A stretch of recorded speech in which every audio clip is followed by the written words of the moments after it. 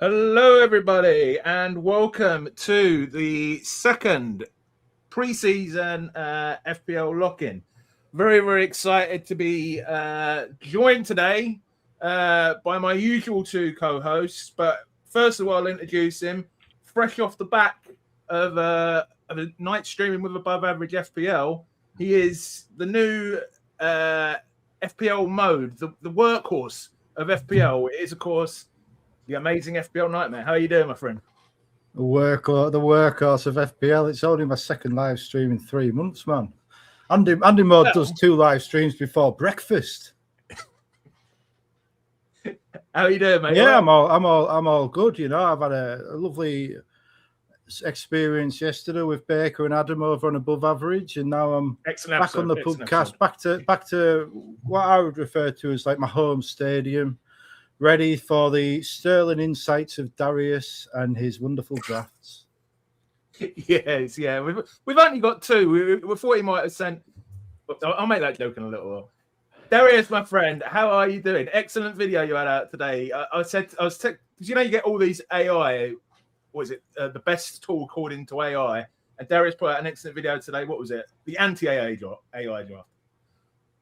Yeah, I mean, like, let's be fair. Every man and his dog out there is putting out an AI draft. Like, who the hell cares about what the computer can tell you to do? How about use your brain, stick it on, turn the dial up from like 0 to maybe 5 out of 10, and you might actually be able to come up with some of yourself. So, yeah, hopefully people enjoy it. And, yeah, we're ready to cook. Lock-in's back, baby. D-Unit's back. We're ready to go. Kanji's team's in the mud. Gary's team needs a wild card. And Andy...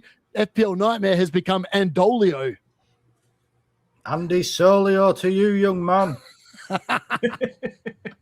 me and Darius had a great little banter in the summer. He made a photo of a brain with my brain with FPL reviewing it. So I made one of Darius with a hamster controlling the little wheels that, you know, make decisions like Captain Dallo. Go Pig. Look good tonight, Dallo. And of course, Kanji, how you doing, my friend? I'm chilling. It's a pleasure to be here with all 3 of you. Been looking forward to the stream the entire week. So yeah, I'm excited to chat. Let's get started. Awesome. I've updated my little name for Darius's for Darius's benefit. If anyone's wondering, we all are aware. If anyone's wondering why we've got the black and pink background, that's because that's Andrew insists on that one. That's your favourite, isn't it, mate? It is. It reminds me of Bret the Hitman Hart. It reminds me of Bret the Hitman Hart. And when it comes to FPL, Darius likes to think of himself as a sharp shooter, but really he will be excellently executed by the rest of the PubCast crew. Who is your favourite then? I'm sure I read somewhere that you like Bam Bam Bigelow. Am I imagining that? I did like Bam Bam Bigelow like 30 odd years ago with his flame tattoo head. But yeah, I was watching a documentary about him today. No, good. Yeah, it was good, but I don't think anyone's here for wrestling reminiscences. No, they're not. Okay, no, right. So we're going to jump straight into our drafts, but mainly this is going to be a Q&A. We've got some questions on Twitter, etc., which we're going to go to. But obviously, get your questions in the chat, and I will come and pick them up once we've gone through our drafts. There's no foreplay. We're just going straight in. We're going straight in. Andrew said he wants drafts first, Q&A second. I was going to do it the other way around, but straight into the... Kanji's got sex on the brain. He was saying in the group chat he's finally got a girlfriend. We started late because he was out shagging, and now he's gone on about foreplay on stream. I mean, what is going on? Like, this is meant to be FPL. This is meant to be clean. You know, wrestling, shagging, it's all going on here. Perhaps a bit of a combination of the two. So before we start, a bit of the admin stuff. If you want to join the podcast league, public league, the code is in the description. An automatic link to sign you up is in the description. The league code is 16HW3D. That's 16HW3D. Please like and subscribe and all that good stuff. And today's stream is, the tools I'm going to be using in today's stream are from the excellent Next FPL, which is Alex Volo, who is if you're on X, he's a big name on FPL X, a great lad. And this is a fantasy football tool with excellent features you can use both for preparing for pre-season and during the season. So just have a look at some of the tools we've got here. This is a pre-season. I don't actually know if there's any other website that does this, where you've got basically updates of how everyone's getting on in pre-season. So you can mix it by things like goals, assists. Of course, Pedro scored today, didn't he, lads? Twice. Twice, yeah. So he's now overtaken Jesus, and it tells you DEFCONs, how many points they would have actually got if this was an FPL match, etc. You've got probably the best fixture ticker out there. You can organise it. We've got Marcus Rashford appears when we're switching screens, where it's sort of a cross between a normal fixture ticker and more. Something. I said it's a sign. Marcus Rashford has appeared. It is. It's a sign. Don't spoil your drafts, mate. This is a bit like Darius's draft can't be any more spoiled. That's why everyone came. It's got like, what do you call them? Maggots growing off of it. Yeah, so you can order it by offensive, defensive. It's got stuff like the expected number of goals they're going to score, clean sheet odds. You've got an excellent planner where you can put your team in. Where's my team? Get up here. Excellent graphics, as you'd expect from Alex Voller. You can go through game week 1, game week 2, etc., and see how your team looks. And then you've got stats, which obviously at the minute is showing last season's stats, but will be, when the game starts, reflecting this stats. You can get expected data, predicted data, all that sort of stuff, DEFCONs, and there's going to be other things in here that will be updated when the season starts, like comparing players up to 4 players, comparing drafts, live rank, team reveals. So it's a brilliant tool. They've currently got 25% off for signing up for their advanced tools. And if you use the link in the description below, you'll get an additional 25% off. So 50% off in total. So thanks very much for Next 11 for sponsoring the stream. But with that, let us get into the drafts. And we're going to start off with D-Units. So when I always ask people, ladies and gentlemen, to send me a draft, D-Unit doesn't send one draft, he sends 2 drafts, but we have to remember he does usually operate with about 15 different FPL teams every season, doesn't he? So this is draft 1. I'll read it out for people listening. It's Roos and Kinski in goal. He's got Aina, Hugh, Garvadio, Virgil and Konza in defence. He's got Mbermo, Rashford, Foden, McGinn, and Damsgaard in midfield. And then he's got Haaland and João Pedro up front. Talk us through it, mate. And apologies, I forgot to say hello to people in the chat. Maybe I'll do it in a second. I mean, if you want to win FPL, this is how you do it. Okay. That's all I've got to say. Is that the depth of the analysis that we're going to get from you, Darius? If you want the detailed analysis behind why these picks are all really good, go and check out my video on my channel. But let's be fair. A lot of people are overlooking Aston Villa. Now, Aston Villa have probably I think it's the 3rd longest serving manager now in the Premier League. I could be wrong. It might be the 2nd. Because I think Arteta beats Emery. But either way, a lot of people are discounting the fact that Aston Villa last season bought a pile of rubbish. Like they bought in Jadon Sancho, right? And a bunch of absolute frauds that no one is going to remember. Like they bought in the Iceman Lindelof on a free transfer. That's the extent of their window. This season, yes, they've sold Morgan Rogers. It looks potentially like they'll sell Eric Konza. Maybe. Potentially Arsenal fans probably praying to whoever they pray to that happens, but it's not a guaranteed.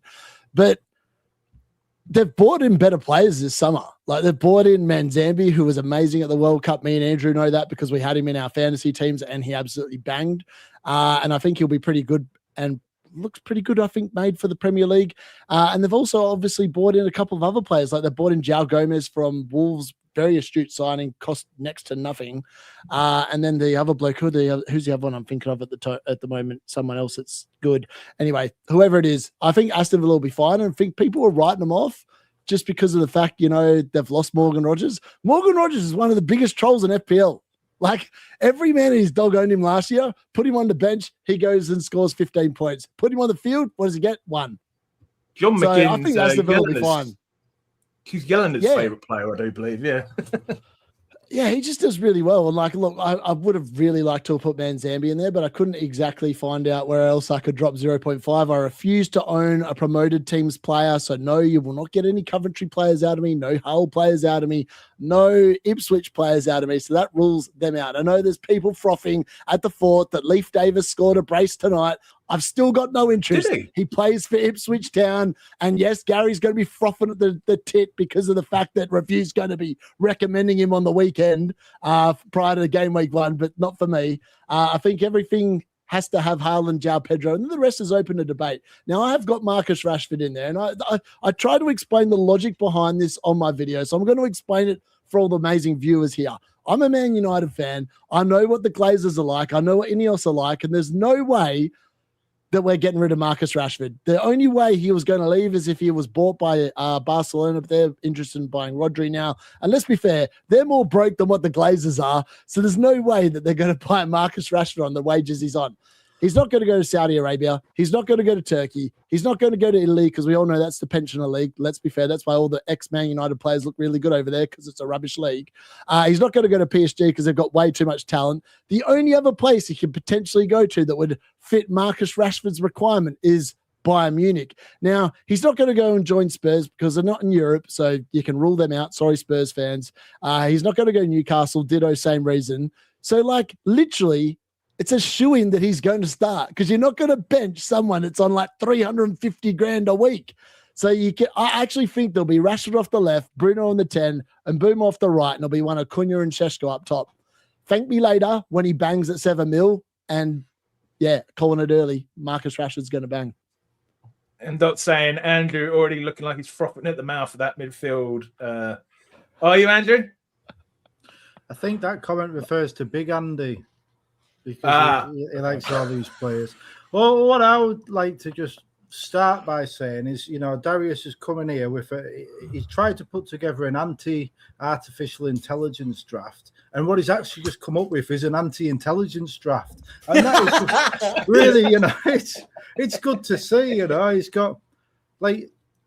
I just don't get it. He's gone on about, I'm not going to be stupid enough to have Coventry players on the bench. He's got about fucking 30 million on the bench there. Like Alexander Isak, £9 million to bench him for John McGinn. Like, and at Newcastle. John McGinn is banging. Have you watched him? I'm not being I've seen him get like between 50 and 100 points for the last 10 years in FPL. But Isak at St James's Park, and you've benched him against this Newcastle with all the Newcastle are an unknown quantity. Unknown quantity. So why are you benching Isak? Honestly, because he'll choke. So why have you got him in your team? You're just for game week 2. Nottingham Forest is going to swat him. Nottingham Forest is going to swat him. Then he won't be fit by then.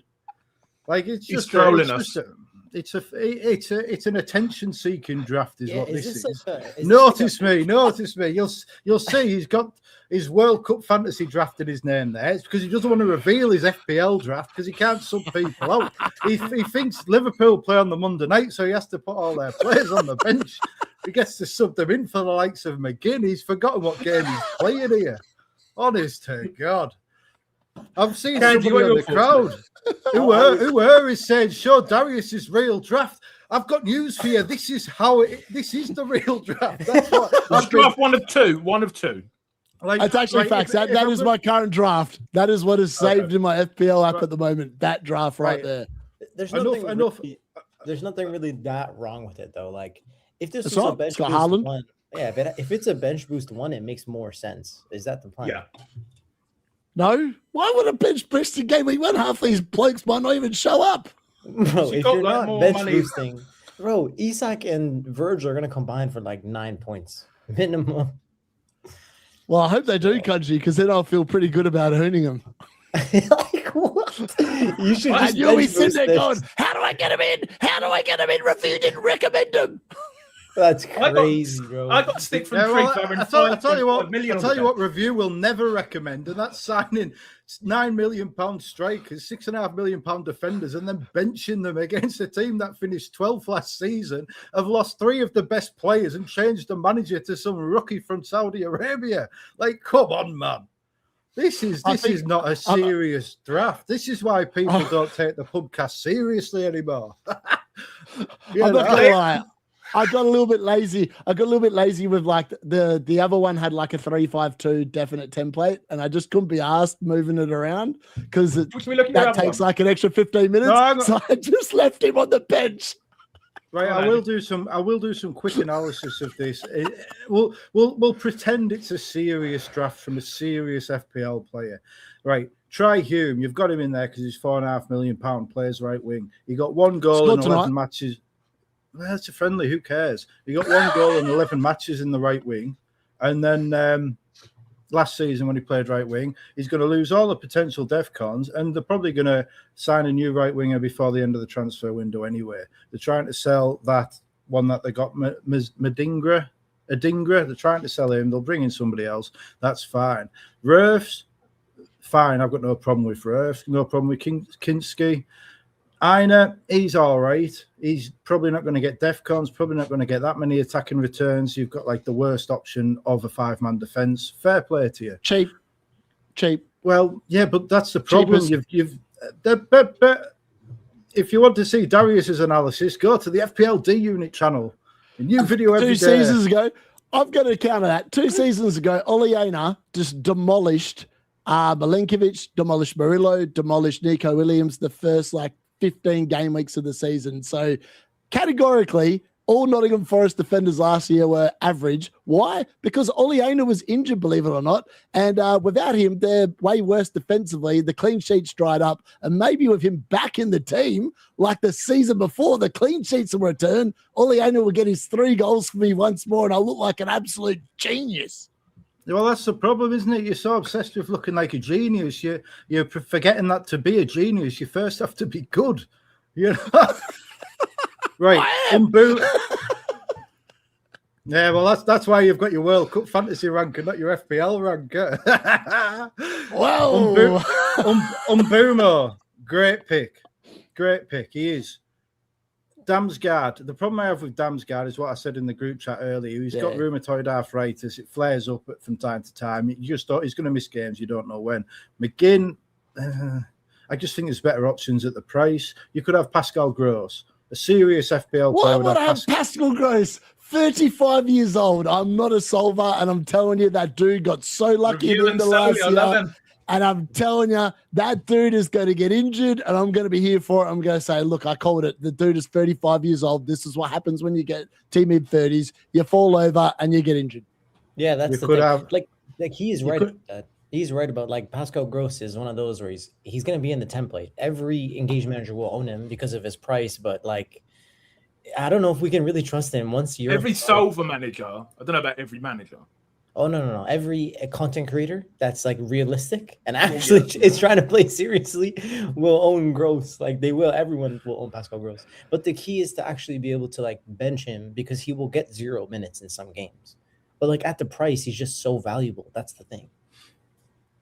You know, you could have Granit Xhaka, you could have Sangare, you could have Norgard for $500,000 cheaper. If he plays, we don't know yet. There's lots of different options that you could have for that price. But, John McGinn has certainly stirred a bit of conversation.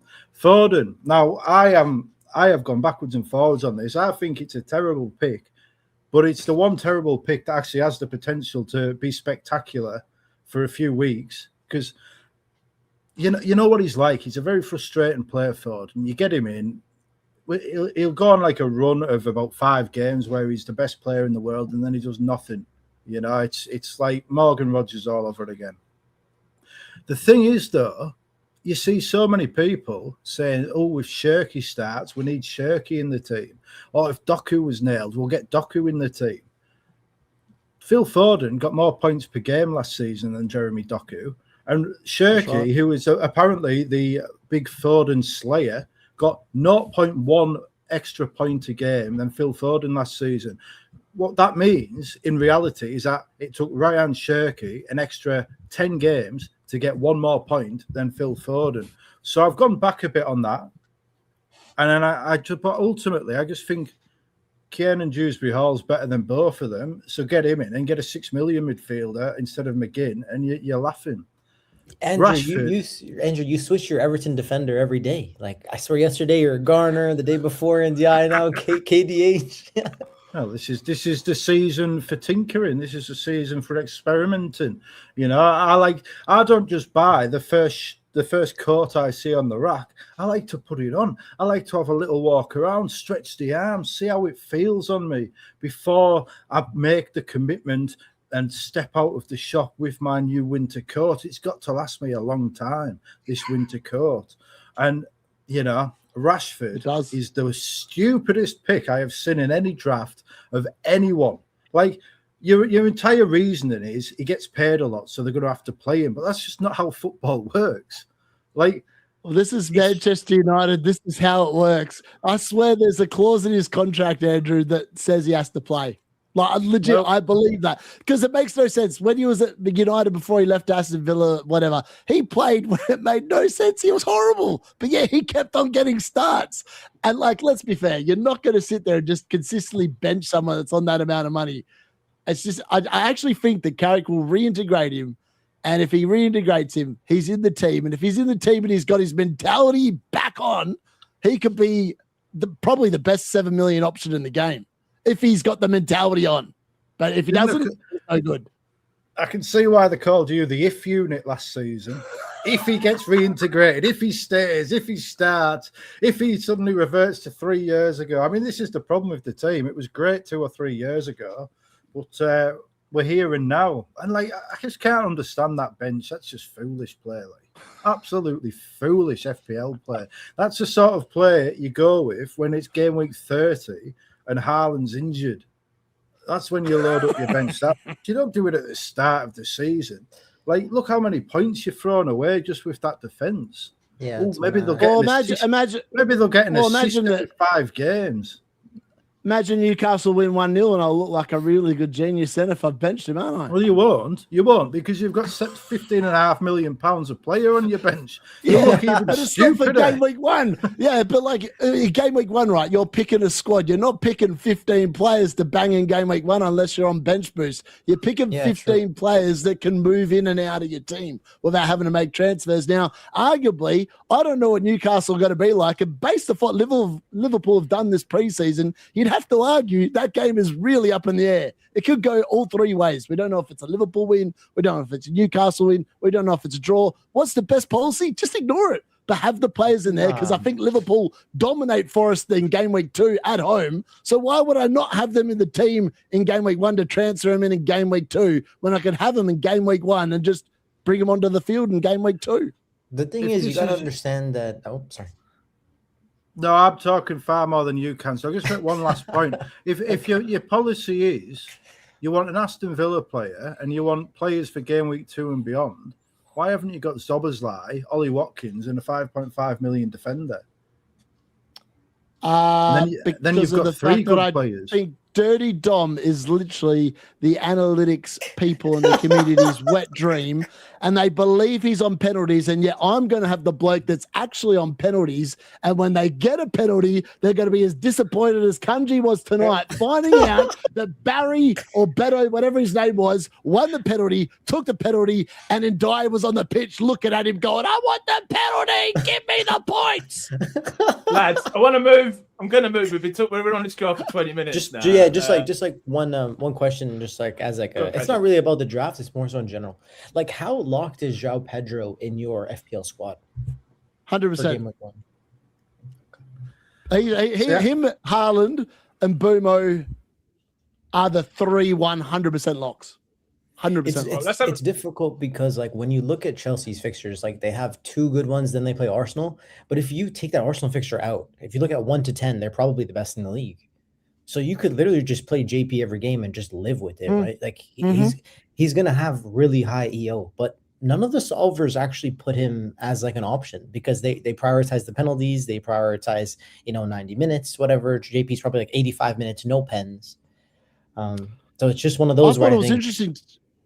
Yeah, what you say is interesting. I actually thought it was interesting that Welbeck started up top today. It was Palmer and João Pedro in behind him. Yeah, and when Rodgers gets back integrated, like, will that take some minutes away from JP? Or like, Palmer. Or Palmer, yeah. Who knows? Like, someone's gonna lose minutes. Like, and also, no Europe. Yeah, that's the advantage, right? And the thing is, they still have Enzo Fernandez, who doesn't want to be there. And like, until Enzo goes, I don't know if I want to go to Morgan Rodgers yet. But like, I have my eye on Morgan Rodgers because like in the last 3 years, he has 15 XG and 21 goals. Like that is exactly what you want from an FPL asset. A guy that finishes more chances than he should. And it's the same with Phil Foden, which is why I like that you went there. It's just that's why I don't know. I think I'm gonna go DCL and save some money and try to go to Rodgers eventually later. Lads, I'm going to read out Darius' second draft. I don't want to spend too long on this because there's not that many differences. Just want to shout out Adam from Above Average FPL was in the chat earlier. Do go and check out the episode. He was on, Andrew was on last night. Once you watch this. So second draft, I'll read the whole thing out, but we'll just comment on differences. So you've got Verbruggen and Kinski. At the back, you've got Virgil, Aina, Hume, Garvadio, and Konza. Then in midfield, you've got Palmer, Foden, and Burmo, Dewsbury Hall, and McGinn, and Haaland, and João Pedro, and Garcia up front. So I guess the main changes here, you've got, what are the changes? You've got Garcia, Palmer, and Dewsbury Hall. Is that the main changes here, Harris? Yeah, mainly. So yeah, most of the other players are the same. I think actually the defense is almost I think it's actually the same, the defense. Yeah, it is. Except the goalkeepers. Yeah. Obviously, I've got a 4.5s here. Yeah. And I feel like this one here is just based on, again, it's like forward planning, trying to make sure that I don't have to make any moves. Like Garcia's fixtures to begin with, absolutely atrocious, but then they really open up from like game week 4 or 5 onwards. Obviously, again, I've got Konza in there mainly because of the fact that I think he's going to join Arsenal. If he joins Arsenal, I think he's just a no-brainer at 4.5. It's like the cheapest way into that defense by some distance. And I do expect him to start until Saliba's back. So, sorry, Mascara owners, it's probably going to be time to sell up. And yeah, the rest is like, this one here, I feel like it's Cole Palmer versus Rashford. At the moment, I actually feel like Rashford, if he plays, is probably going to produce more points than Palmer at 9.5. Really? That's my gut read. Based off what I've seen in preseason, Palmer's not been flash, which is why I'm leaning towards the first draft rather than this one, because I feel like it just has more explosive potential with Isaac ready to come off the bench in game week 2 to smash me a 15-pointer. Can I big you up, Darius? I took the piss out of your lot last season, but to be fair, the calls you made in preseason did generally come true, didn't they? Like Salah being rubbish. So if there is a time to listen to Darius, it may be now. It may be now, ladies and gentlemen. Never again. But just don't follow me. Any thoughts, briefly, lads, on Darius' second draft before we move on to Kanji's? Yeah, just a thought on like Mbeumo. Is Mbeumo going to be the starting 9 for Manchester United? If Šeško's not fit, I reckon he probably is. Like he started there the last 2 preseason games, and to be honest, today he was electric. Like he probably should have scored twice. He forced an amazing save in the second half from the PSG goalkeeper that was in goal at the time. And he's looked up and about. Yeah, he was clearly Man United's best player today until Bruno came on. But then Bruno came on when he went off, and then Bruno kept on teeing up Joshua Zirkzee. And the least said about that idiot still being at the club, the better. Exactly. It's just because most people are prioritizing Bruno Fernandes and they don't have the money for Bryan Mbeumo. So it'll be interesting to see how that swing ends up in the next few weeks. My only thought on this draft is I cannot believe you have got a Liverpool defender in your team for game week 1 when they're going to get hammered by Newcastle, and you have benched an FPL stalwart like John McGinn. Now, this is a disgrace to the legacy of McGinn. Get him in your team. Get Virgil out your team. Come on, Darius. Play serious FPL for once. I knew you were going to say that.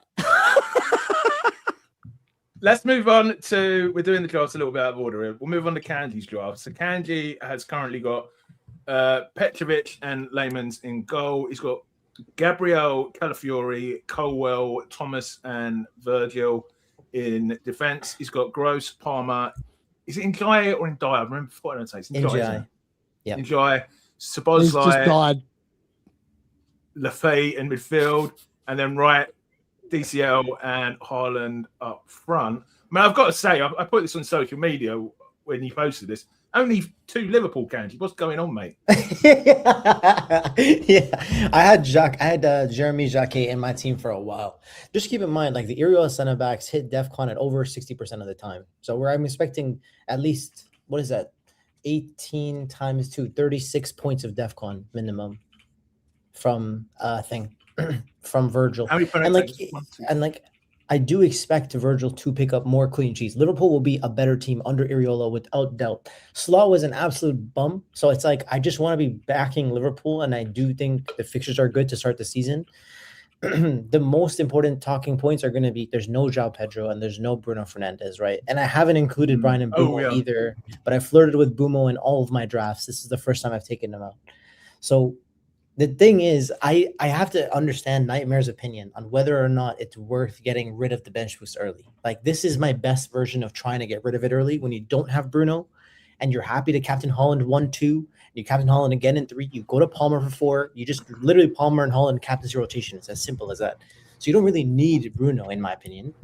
But I just don't know if it's worth getting rid of the bench boost early or not. And I'm curious to hear what you guys think. Who's right? Brother, I have no idea who he is. It's not you, Darius. That's one thing for sure. I have no clue who he is, but he's the starting striker for that team that's playing against Hull, right? Like, it's just that simple. In Game Week 2 bench boost, right? Oh, sorry, I should have mentioned. Game Week 2 bench boost is the idea here. I have to ask the question. Why are you so hot on Coventry and not Hull in that game? It's just because, like, when you looked at their expected statistics, like, they were terrible and they barely made it to the Premier League last year. You could have said the same with Sunderland, though, like last year, right? But anyway, I just think, like, looking at the signings and what they've done, it's not been as, like, different as what Sunderland did last year in the summer, right? Do you want to know something else? I've got to pick a few holes in here straight out the gate. So Thomas didn't play tonight. Thomas didn't play for Coventry tonight. He started on the bench, I believe, and was preferred by, I can't remember the name, but someone else. And he started on the bench. So you might be in trouble already with Thomas minutes for your Game Week 2 bench boost. That's obviously fraught with danger. Then obviously you got Ilian Ndai, who was on the field and watched old mate take a winner penalty and then take a penalty. And what are you going to do about that? Hey, I've also seen Darwin Nunez take a penalty in preseason, though. So just keep that in mind. Friendlies. Yeah, but I feel like you'd want to practice during preseason, right? That's the whole idea of the whole idea of having preseason, right? I think it would be a little bit of a weird situation where, like, there's controversy, like he might leave. Anyway, this is probably me making up my own narratives, I guess. Let me just keep it to myself. And Pascal Gross? I have no faith in Pascal Gross as a pick. Absolutely zero faith. But like, he's just so cheap. Like, I have no choice. Like, I could have McAllister 5.5. McGinn. Yeah, no, those guys are not Pascal Gross. And Purdue. How it is. The man has corners. He has free kicks. He has pens. He has. Caicedo has corners apparently, and he scored a goal tonight. 7 penalty takers, Kanji, sticking up to you. Of course. Pens are my thing. I will never go away from this. I think, if anything, I don't have enough DEFCON assets. So you 2 actual pen takers. Yeah, because trying to remember the drafts chat, because we are going to do a poll at the end to see who thinks is best, which I fully expect to lose because I always lose with it. No, honestly, I don't think my draft will win because, like, Bruno is such an obvious asset to own in the first few weeks. So I doubt anyone would like my team. But the reason why I'm very happy to go Palmer instead of Bruno is long term. I want Palmer instead of Bruno. I have no doubt. And secondly, in the last 3 or 4 seasons, I have taken way too many hits. So instead of trying to optimize for 1 or 2 weeks and then know I'm going to spend transfers to do Palmer and Gabriel in, I'm just going to go without it, lose points to the field. I'm happy to start the season at 5 million in the first few weeks and see how it works out. Like, there's a chance. I still remember last season. I remember in particular, I went for Bruno for captaincy early on, and I got bailed out in the last minute with a penalty that took him from 2 points to 10 points. I remember it specifically, and I captained him. And in my head, I was like, that was just lucky. Like, obviously, he takes penalties. That's why he's in my team. But if he didn't get that, he could have blanked, and I would have been screwed on whatever I think other people were on Haaland at the time. So I think for me, I'm just gonna captain Haaland as much as I can. Avoid Bruno. I don't believe in him this year. I don't think United finish in the top 4. Personally, I think it'll be Chelsea, Liverpool, Arsenal, and Man City. So this is why I'm backing Chelsea. I have Colwill in my team as well. He missed the last game. Another thing to keep in mind. And lastly, I have 0.5 in the bank. So I can do Thomas to anyone. I have my eyes on Anthony Robinson, but I don't know if I'll do it. We'll see. Wonder why, because review recommends him. On to Le Mans. No. Look. When you have a defender that has potential penalty share, like, you are an absolute fool to not consider it, in my opinion. And like with the 6, 7, 8 against the 3 newly promoted sides, I guarantee you he averages 4 points a game in those 3 games. Like, it's just that simple. Anthony Robinson, he's the left back from Fulham. He's 4.5.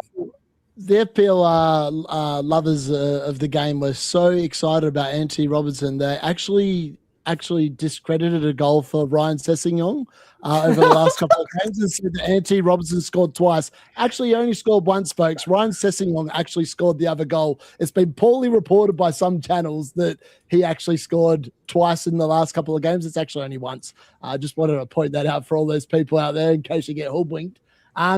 I want to ask, though, why you've got Le Mans in goal. Now, we saw PSG rip Man United apart. They should have been 2-0 down within the first 3 minutes of the game against PSG. I don't understand how you don't have any United attack. I would rather have United attack rather than United defense against Hull and Ipswich. The reason why is that we play much better against big teams. This is the kind of game where we will concede goals. Yeah, you're probably right. I think it's foolish to go with 0 Man United attack. Like, I completely agree. You could score 5 goals in 2 games. Wouldn't surprise me. So you're probably right. It's just like, this is my best route. You're like talking about, you're basically like deconstructing your own team. Bro, no, I hate this team, but this is my best route for me because I need to save transfers. And if I go with these Man United players, I'm going to sell them in game week 3. I'm not rolling transfers. I'm going to regret it in game week 28 when I have no free transfers. I know myself well. This is just my best route for me. Rashford has an amazing record against Man City, by the way. Of course. To bring Andrew in, what's your thoughts on this, Andrew? This is I like this draft, but you probably know why. It's be slightly inspired by certain tools. Well, I'm understanding a bit more about Darius's mindset when he says, don't play our defenders against the bad teams, play them against the best teams, because that's when we do better. And this is a sort of sterling advice that take you to the brink of 1 million in the world. But anyway, I'm roasting Darius. I'm roasting Darius a bit hard here, and I'm gonna ease up on him because it's a bit unfair. But I mean, I think this draft is fine.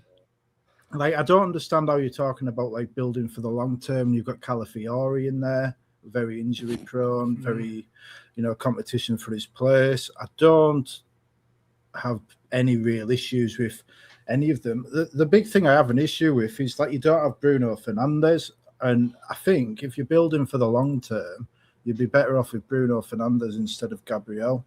I know Gabriel will get points, but the problem is Gabriel and Bruno Fernandes have scored. Bruno Fernandes beat Gabriel for points per game.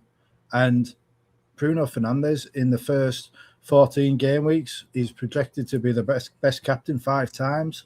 Like, are you really going to go against that? You're talking about building for the long term, and you're going to turn away the best captain 5 times to get Cole Palmer in for one game. I'm not gonna own Bruno past game week 3, regardless. Like, I was looking at my own plans. I'm like, okay, I need to bring Palmer in. Unless I go for a Bruno Palmer Haaland draft, which is like very expensive. It's doable. It's very expensive. I'm only going to own Bruno for 3 weeks, right? And in game week 1, within the engaged community, he'll be almost let's say 80% owned. And I'd assume 50% of them will cap Bruno because it's like Hull City have the worst statistics. So his EO's already above 100%. So I'm cheering against him even if I own him in game week 1. In game week 2, that's where I really lose out, in my opinion. Because you can argue the shield versus sword argument in game week 1. That's fair enough. But in game week 2, you have the best captain. But I don't think Haaland is going to be that far off. That's the thing. And he's Erling Haaland. He scored every game in the World Cup, like literally every game. Like, he was so reliable. I don't know. I don't know. It's not just game week 2. It's game week 6. It's game week 8. It's game week 10. It's game week 12. It's game week 14. You know, it's a lot of game weeks to be going against. I just know, like, those weeks. I haven't looked that far ahead to look at my captaincy matrix, but I'm sure I won't captain him. Like, I don't plan to own him. Like, he's too expensive. Why are you so set? Like, what? Yeah, but you've got Cole Palmer who hasn't played well for 18 months. I'm sure you're talking about penalty share. Like, it's not this holy grail of FPL. If they take a penalty, they have to be in the team. You know, he's 9.5 million. What is he going to offer that Joao Pedro isn't going to offer for £2 million cheaper? Yeah, you know, exactly. He might take a penalty. Yeah, well, Joao Pedro might actually score goals. You know, Joao Pedro. Joao Pedro I don't know what's so funny about that. Joao Pedro was 6th for points per game last season. He's the one player I don't have that I really want in my team. Cole Palmer was nowhere.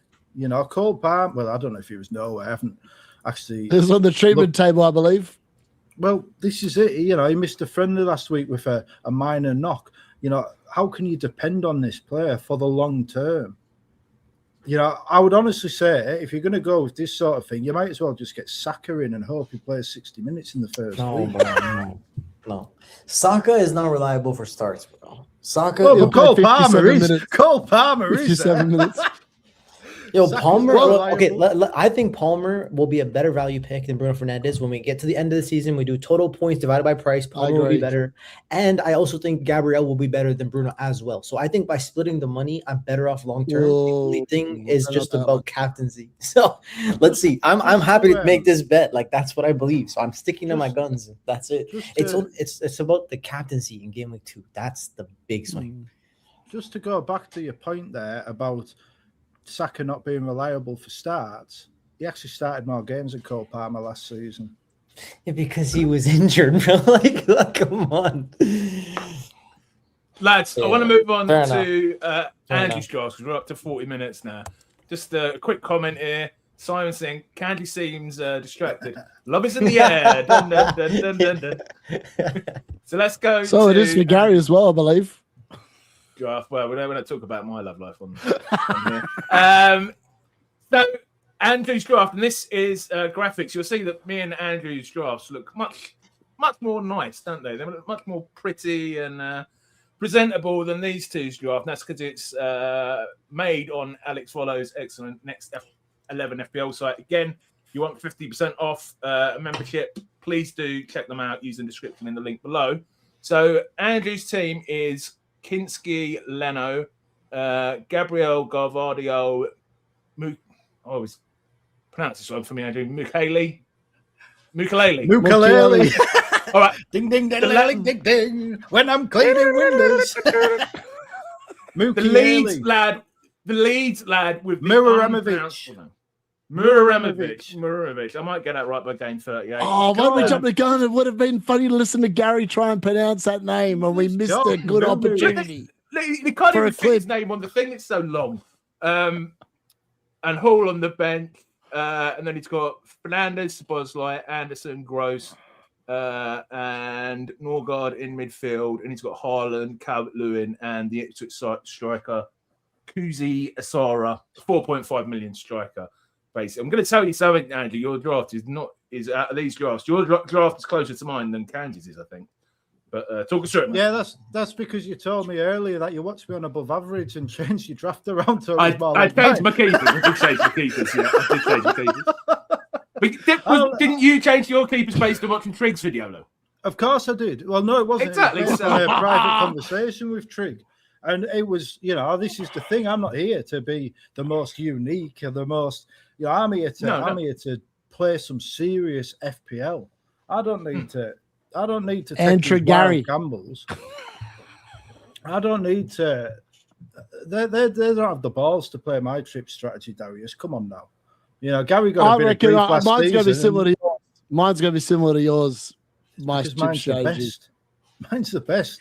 And the longer time goes on, people will realise that waiting until game week 17 for the wild card is the sensible thing to do. You can plan for the start of the season. You can plan for the rotations, but when you use your wild card in game week 4 or game week 6, what are you going to do when you can't use your second wild card until game week 34, game week 32, and you've got to go all that time, all over Christmas, all through the European rotations, all through the World Cup aftermath of players getting injured, players feeling fatigued, and there's nothing you can do to your team because you're wildcarded in game week 4, chasing these cheap early points. It's TikTok FPL. That's what it is. It's a sort of FPL that my kids would play before moving on to the next thing. It's Darius FPL is what it is. But I mean, I'm being a bit silly, to be fair. It's a valid strategy. I just don't think it's a very good one. I think this is a season where you want those insurance policies because the game weeks are going to come where the shit hits the fan. People get injured. Last season, I had a red card and 2 injuries in game week 2. This could be the case game week 2, game week 3, game week 4, all the way through because of everything that's gone on with like the World Cup. And I just don't think it's very sensible to go early with them. As for the draft, I'm not beholden to any of it, really. I would say Gabriel, Fernandez, Haaland, Szoboszlai, and Pascal Gross are my only locks.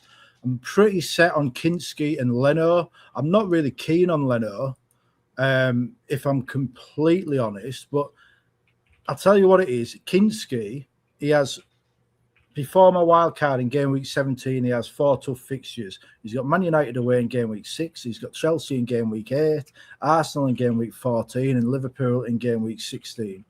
Of the 4.5 million keepers, Leno has the best fixtures. He's got Ipswich in game week 6. He's got Coventry in game week 8, Everton in game week 14, and Leeds in game week 16. Now, I'm not set on him. I'm not entirely happy that all those games for Leno are away. I also think that I just don't rate Fulham. I just don't. I'm sorry, Colm, but I just don't rate Fulham this season. I think they're in for a world of hurt. I've looked at all the 4.5 rotations. That's as good as you're going to get. There really isn't any like outstanding ones, is there? Yeah, there isn't. But this is the thing when you make the sacrifice. Where do you want to sacrifice points? Because I'm going to sacrifice points. I'm not, my strategy is bench boost 15, free hit 16, wildcard 17. I'm going to lose points early doors. I'm going to have those weeks where, I come on the PubCast and I get like Darius going on it me to wildcard like he did to you last week. Yeah, team's crap, Gary, wildcard now. It is. He'd think that'd be a world number 1. It was 800,000k ahead of yours, Darius. It can't have been that crap, really. Just unexciting. It's because my captaincies were awful. That's why I didn't lose because of the players. It was because my captains and my chips sucked. That's why I lost to Gary. That's it. It's a good job you don't have the best captain in a third of the games in your draft, then, isn't it? I just don't pick the right one. I'm queuing up the violin just in case he starts one of his captaincy rants. Yeah, I mean, I'm not entirely set on Gvardiol. He was a new one today. I'm not set on Mukiele. I'm not set. I do rate Mukiele, but I'm not set on him because I just don't think he'll repeat last season. Is he 5.5? Yeah. It's a nice price point. But I could switch them two and get Tarkovsky and Vuskovic in Brighton, and I quite like that. I just don't know if I want 2 Brighton players. And that's the main... Good comment from Ollie. Apparently, you have Leno in your team after you said Fulham are rubbish. Can you explain that pick? I've just explained that pick if he was listening instead of trying to be a smart ass in the comments. Just wanted to double check. Yeah, it's literally them 4 games. When Kinski plays Man United, Chelsea, Liverpool, and Arsenal, Leno plays Ipswich, Coventry, Everton, and Leeds. Will he get the points? I don't know, but he's got better games. The same week. Where's your man? That Rushworth of Coventry. He plays. Where are we at? Brighton, Newcastle, Man United and Bournemouth, and two of them are away. I don't think that's a very good for a goalkeeper. If I have a look at who's the other one, Verbruggen, where's he at? Verbruggen, those 4 game weeks, he plays Sunderland, Liverpool, Nottingham Forest, and Ipswich. It's not bad, but it's not as good. And then who's the last one? It's Bournemouth, isn't it? Petrovic is the last 4.5 million keeper. On those game weeks where Kinski has the tough games, Petrovic plays Chelsea, Man United, Hull and Coventry. If I was wildcarding around game week 10 or 11, I wouldn't have Leno. Because I'm waiting to... Well, no, I'd bring Petrovic in probably around game week 11 wildcard. I wouldn't have Petrovic for Chelsea and Man United when he has a lot of value as a price. Some of the fixtures are very good for Bournemouth, and a lot of them are at home, and they come towards the end of the first half of the season. So anyway, I did want to point out the Vardiol pick. Do you think he's nailed? Because I think Mark Gahey, correct me if I'm wrong, you guys have more local knowledge in England, but I think he's a left-sided center back. I think, from what I've read, that essentially it's going to be like a 3-man defence in practice with one of the fullbacks pushing up. Now, I think you could see Kusanov, Gahey and Vardiol as that 3. How about Ruben Diaz? With O'Reilly. Well, Ruben Diaz as well, there's options. But I don't know. I'm not set on Vardiol. I'm not beholden to him at all. Like I said, I'd rather have Tarkowski. Be back in 1 sec, lads. No problem. It's just getting the money there. So right now, Gary's gone, so we all start slagging him off. But I do. The reason why we did Gary's team last because it's the most boring out there. He literally pressed the red button about 5 minutes before we hopped online. And that's the team that Gary's got. It's literally FPL Review. He should be sponsored by FPL Review, because that's legit his team. It's either or he's copied someone. He's like Big Man McCarr slashed with Review.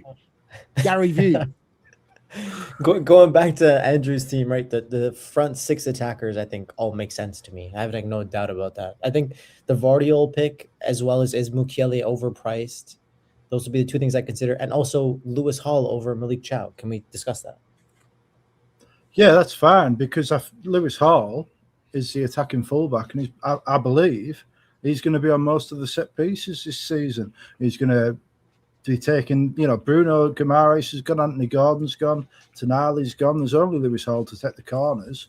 Takes the attacking free kicks now. The big names have gone, as from what I can see. And I'm happy to...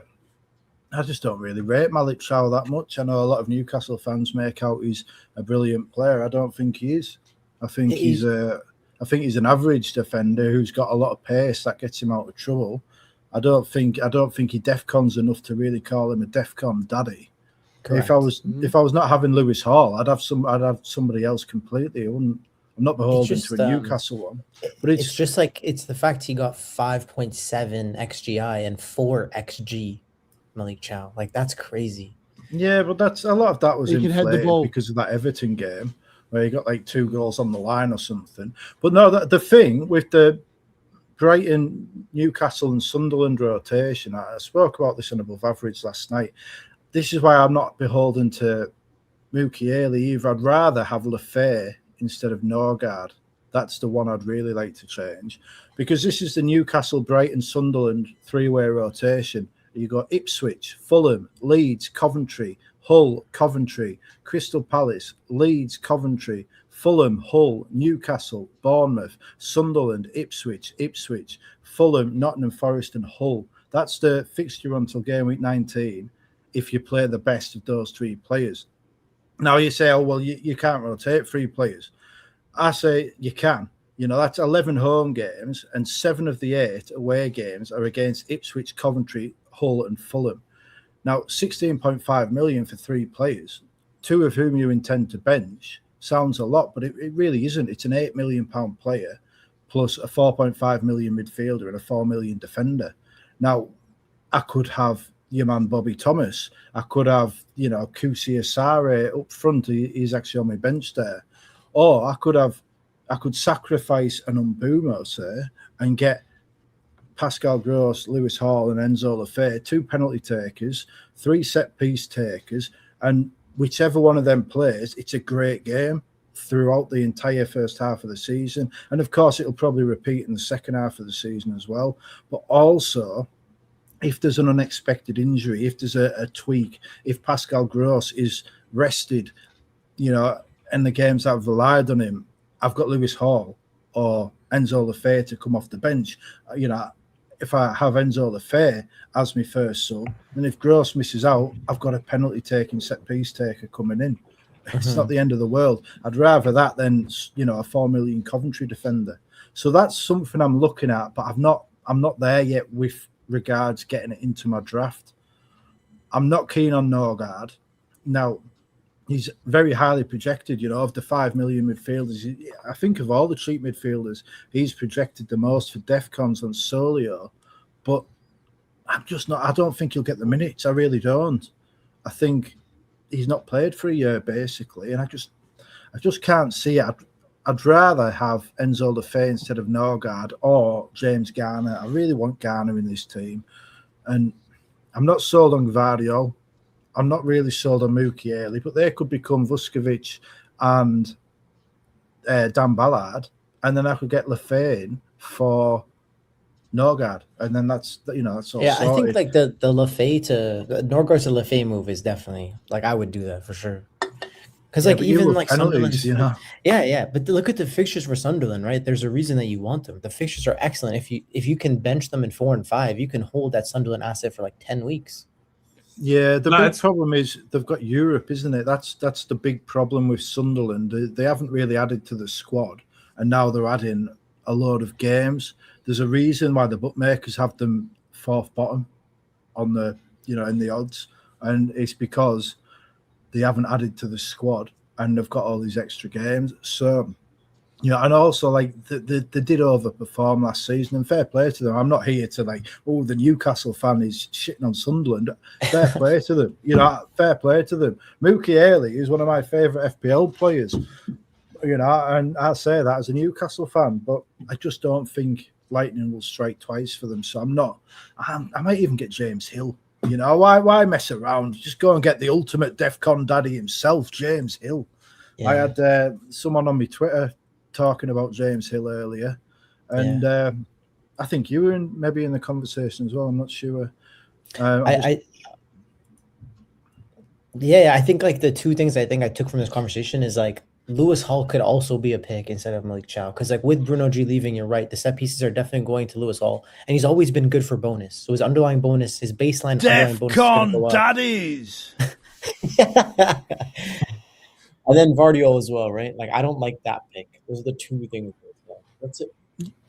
Last season, Kanji, and all through the summer, when we were all trying to enjoy the World Cup, and you're like, oh, who's your watch list for game week 1? Who's your locks for game week 1? And we're like, we don't know, Kanji. We're trying to watch the World Cup here. We want to watch Vizinha for Cape Verde, and you're like, yeah, but game week 1. And all I heard from you from about March, I've got Lewis Hall in mind for game week 1 from March. I love Lewis Hall. Oh yeah, because he gave up on the season, didn't he? I remember. Yeah, let's get Lewis Hall game week 1, and I was like, Kanji, man, we're still trying to play game week 32 here. Gary's trying to play wild card. Yeah, but game week 1 next season. Now game week 1's here, and you're not even. It's not even that you've not got Lewis Hall in your squad. You don't think he's the best Newcastle defensive option. I don't. Even though his appeal has increased with the removal of the set piece takers. Yeah, but it's the coach. The coach should be playing him every game. But now with him gone, maybe I should be more open-minded to him. Lads, I want to push on to my drafts. We've been going for nearly an hour, and I haven't got through the drafts yet. So where is my draft? So I'll read out my draft, and then I'm gonna make this poll active. So my current draft, where I've got bench boost game week 1 in mind, which I didn't before today. So I've basically copied Trig/Nightmare's keepers. I've got Pinsky and Leno. The back, I've got Gabriel, Maguire, Neco Williams, Is it Canvat or Canvor? I can't remember. Whichever way. O'Shea. Midfield, I've got Anderson, Gross, Fernandez, Bosley, and Tavernier. Up front, I've got Haaland, Calvert-Lewin and McBurney. So I only showed my draft 2 nights ago. Obviously, I've got the big 3 hitters. The changes I've made, basically, I bought into Triggs' argument about and Andrew's argument about Kinski and Leno being very good rotations. I took Chow out for Canvat just because I think he's got better DEFCON potential. And I bought McBurney out. Who did I have in? I bought the Fulham striker at Muniz for McBurney because it didn't look like he's going to get many minutes. And at this point, before I ask you lads for your opinions, I'm going to hit a poll. Who do you think has the best draft? I put the poll in order of who appeared. Is it If Unit, Liverpool Goggles, Andy Olo, or Gary View? Yeah, but which one of Darius's 50 drafts have you put in the poll? Well, that's going to get confused. I can only doesn't matter. They're both better than the shit that you lot have put on the screen. Let's say Darius' first draft, because that's your real draft, isn't it, Darius? But Darius, I've always got to come to you. Come on, my friend. I saw your face there as I was presenting that. I was sitting there. I was like looking at it. I was like, all right. So you've obviously copied Trig and Andrew. So now we've got a 3-way. I don't even know what you would call this anymore. It used to be Trig Gary. Maybe it's a Trig and Gary. And I don't know. Something like that. Either or. I mean, they've got the same goalkeepers. You can see that they're literally. I mean, Pascal Gross. I actually can't. Maybe I'm missing something. Maybe I've lost the plot. But how you idiots have a bloke that's 35 years old that's in Europe in your teams? I can't understand it. Like, what is the thinking behind it? Other than the fact that you've all looked, and Andrew's looked at Solio, he's admitted it. Gary and Kanji have obviously looked at review. You've obviously sat there and been influenced by the computer telling you he's going to be good. Last season, I'm going to wind back to last season, right? And I said at the beginning of the season, everyone thought I was barking mad. And I said Salah won't even get half the points he got last year. And I was bang on it. I knew, because I'm a football man. I don't sit there and look at the computer and the computer tells me he's going to score on average 8 points a week. Well, did he score 8 points a week? No, he didn't. He didn't get anywhere near it. Like, this is what we're talking about, like the ineptitude of just diverting your decisions to a computer because you believe the computer's going to be correct. I mean, think for yourselves. It's like the bloody sheep following the shepherd to the edge of the cliff and walking off. You're quite all right there, lad. I'm good. Wake up, Nightmare. Come on, you can do better. I couldn't believe when I saw Pascal Gross in your team. I was like, oh, my God, the mighty have fallen. They've succumbed to the dark side. They've lost the plot. They have no intention of winning. Nightmare's channel's all about winning a PL. You're not winning a PL with Pascal Gross in your team. I mean, it's certainly an entertaining story that you're telling there, Darius. Like you say, I have admitted I use Solio. Like, it's some sort of a crime to study data and analysis and to not. My name's Andrew, and I use Solio. I've got no shame in that. I think the Solio lads are great. I mean, there's a reason that everyone on the Solio analytics team absolutely smashed Darius last season, and it's because they're better FPL players. You know, Johnny from Solio was the best fantasy player across 7 or 8 games last season. You know, these people know what they're talking about. Now, I don't use the solver except to compare my draft to the solver. I'm not really interested in, the projected points over 19 game weeks. If it's too far out, I have a rethink. Now, you're going about Pascal Gross. In my team, he's part of a rotation. I've just explained that. I have him in my team 1, 2, 3, 4, 5, 7 games. Like, that's 7 games against promoted teams and 1 game against Crystal Palace. Like, why wouldn't you have a corner taker, a free kick taker, a penalty taker against promoted teams? Like, have you looked when those games are on in terms of the European matches? Because would you argue that he's 35 years old? He's probably going to play in Europe and probably not against the promoted teams. Yeah, I mean, people said that all about him last season. He started 18 games in half a season. So he had one game a week. Luke Shaw played 38 games last season. He started 38 games. He's not going to be starting 38 games in the Premier League this season because he's back in Europe. Why would he? Why do you assume that Gross won't be rested in the Conference League group games? because they want to win. And they've got a realistic chance of winning. Like they've seen the other English Premier League teams win that trophy in the last couple of years. So you're guessing? I think it's a pretty accurate guess.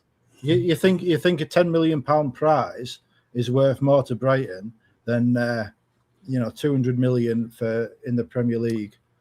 Well, if they win, they get in the Europa League, a bit like what Crystal Palace did, and they'll be worth more to them than just sitting there doing whatever they do in the Premier League, I think.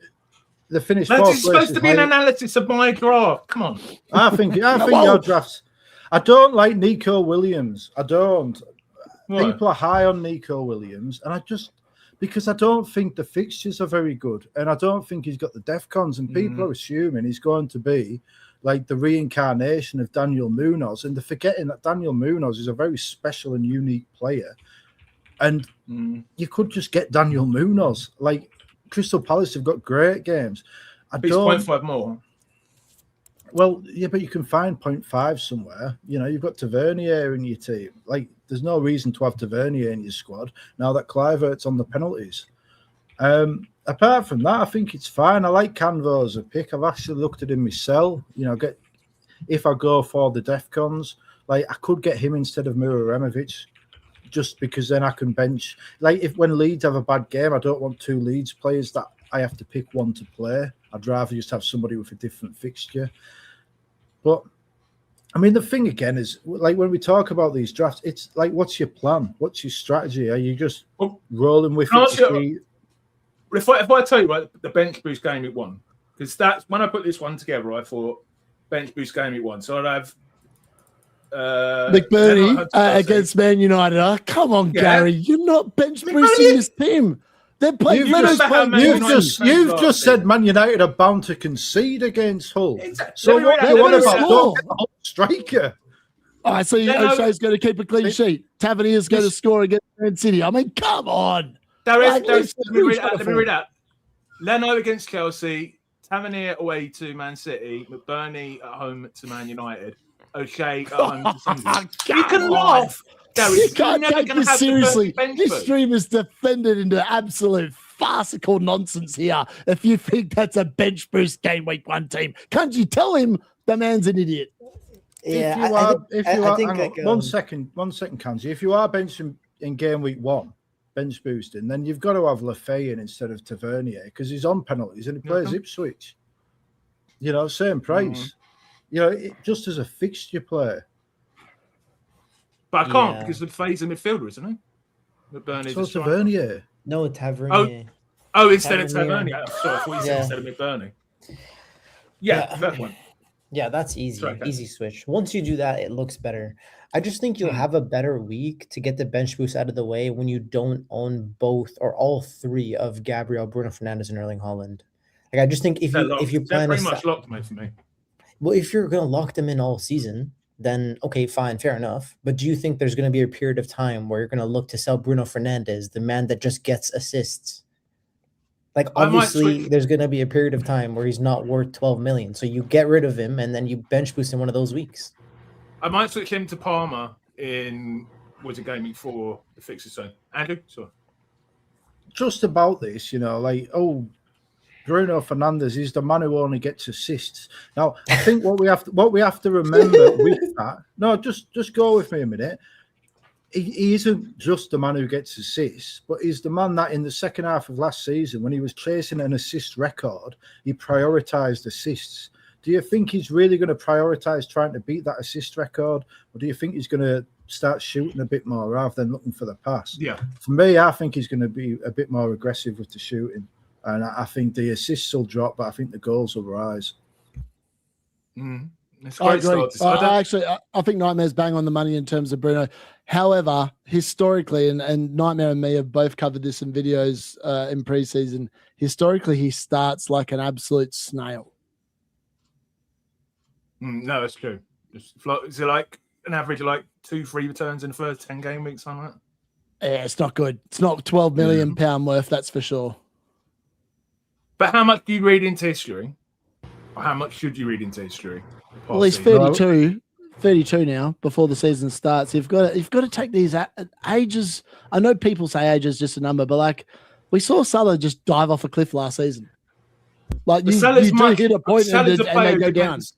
Yeah, but he depends much more on his pace, and do you know what I mean? Bruno's a player I don't think is going to be affected by age in the same way. Yeah. If Joshua Xerxes up front, he ain't getting any assists. Well, you can't assist that idiot.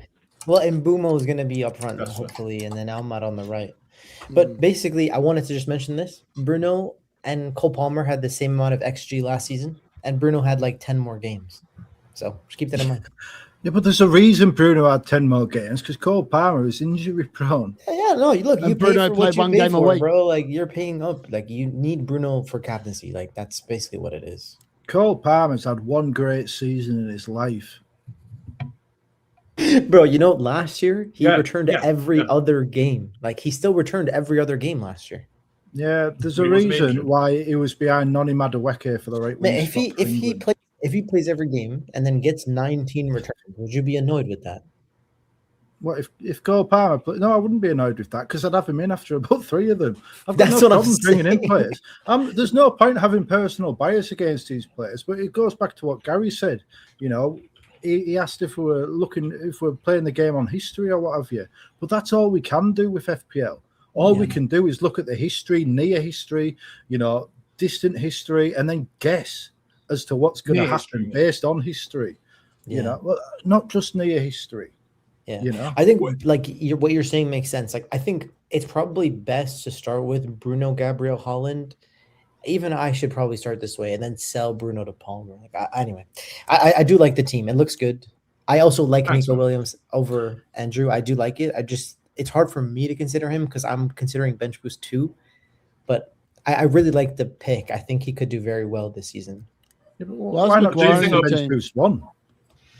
It's just because there's so much to dive into. It's hard to answer it, but I like a lot of players that have good fixtures in game week 2. So yeah. Quick update on the poll. Darius Colt must be in, because if unit is on 45%, and Dolio's on 29%, Liverpool Goggles is 79%, Gary View is just 8%. My chat hate me every time I do a poll like this. They hate me. Where's the love? Where's the love? Do a poll on who's going to have Marcus Rashford in the game week 1 squad. 100% D-Unit. I'll be watching. I demand all the audience send their squads in to Gary at the PubCast. DM him on Twitter. He loves it. Send all your graphics in of your game week 1 squads. Alongside a nice picture of your feet, and then we'll see how many of them have Marcus Rashford in the first team. I think Trigger me might actually be doing a rate drafts on Thursday. So yes, actually, please do that. The feet photos are up to you. Optional. But lads, what do you want to do? Because we're an hour and 15 minutes in. I know Andrew needs to be done by Q&A. Yeah, but Q&A. But are we gonna just go with the chat questions? Do you want to use the questions, Andrew, that you collated earlier from Twitter? What do you want to do?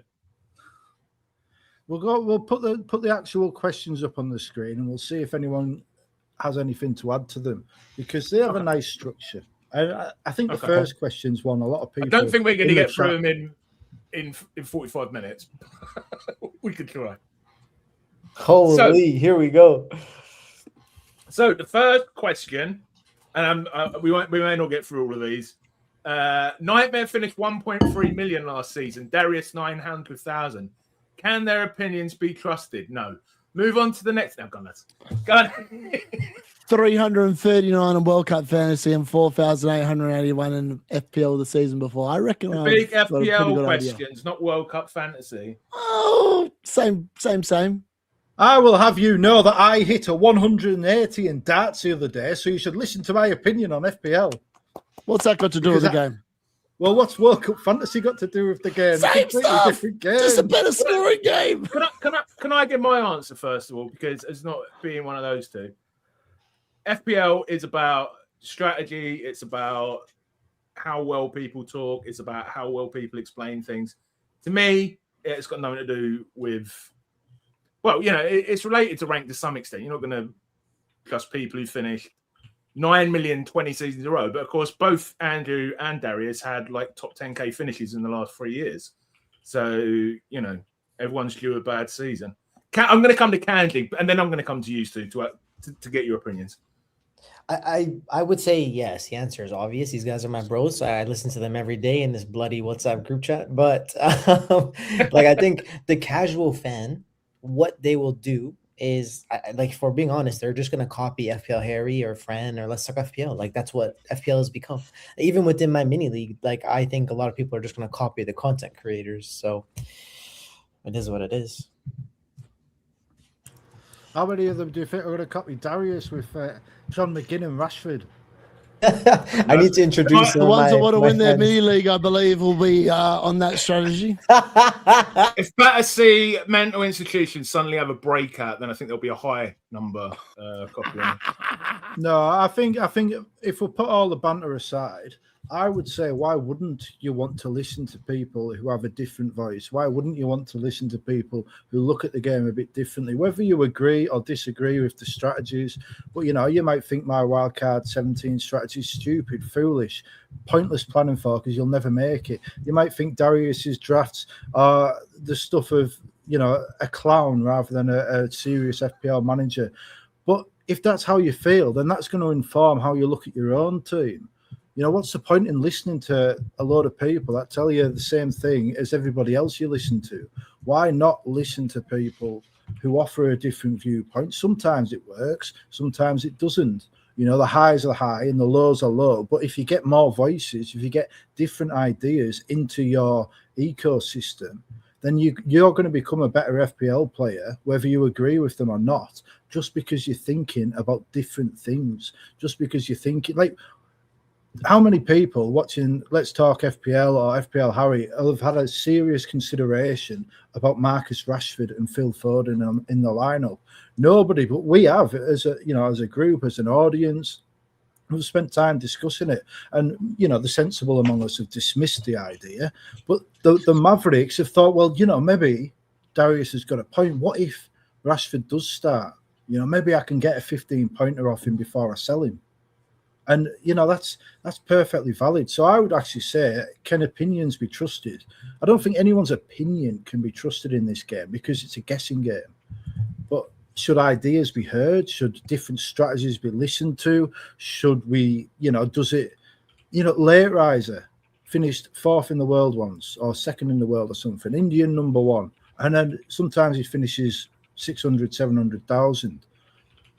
Do you listen to him one year because he finished high and then ignore him the next year because he finished low? Well, that's just silly because the things that make somebody finish high are they offer the same potential to finish low. You watch the winner of FPL last season, they're not going to do much this season because they'll be stuck in the same mindset that won them the game, and you can understand why. But it's so much harder to shift that mindset. But if you've got people giving you different ideas, then it makes it easier to consider different things and then come up with your own ideas. Should you trust my opinion? It's up to you. Should you trust Darius's? Why not? He's a charismatic man. He's a good FPL manager. He's got some interesting ideas. And normally, by the time of the deadline stream, he's calmed down enough to make sensible choices rather than he's you can tell he puts out a lot of videos because he's coming up with these sorts of drafts at this stage. But come the deadline, he'll have a very good squad. It'll be different to most. So I would actually say, don't trust anyone's opinion. Trust your own opinion, but inform your own opinion with a wider variety of voices that tell you different things. Darius? Yeah, what Andrew said.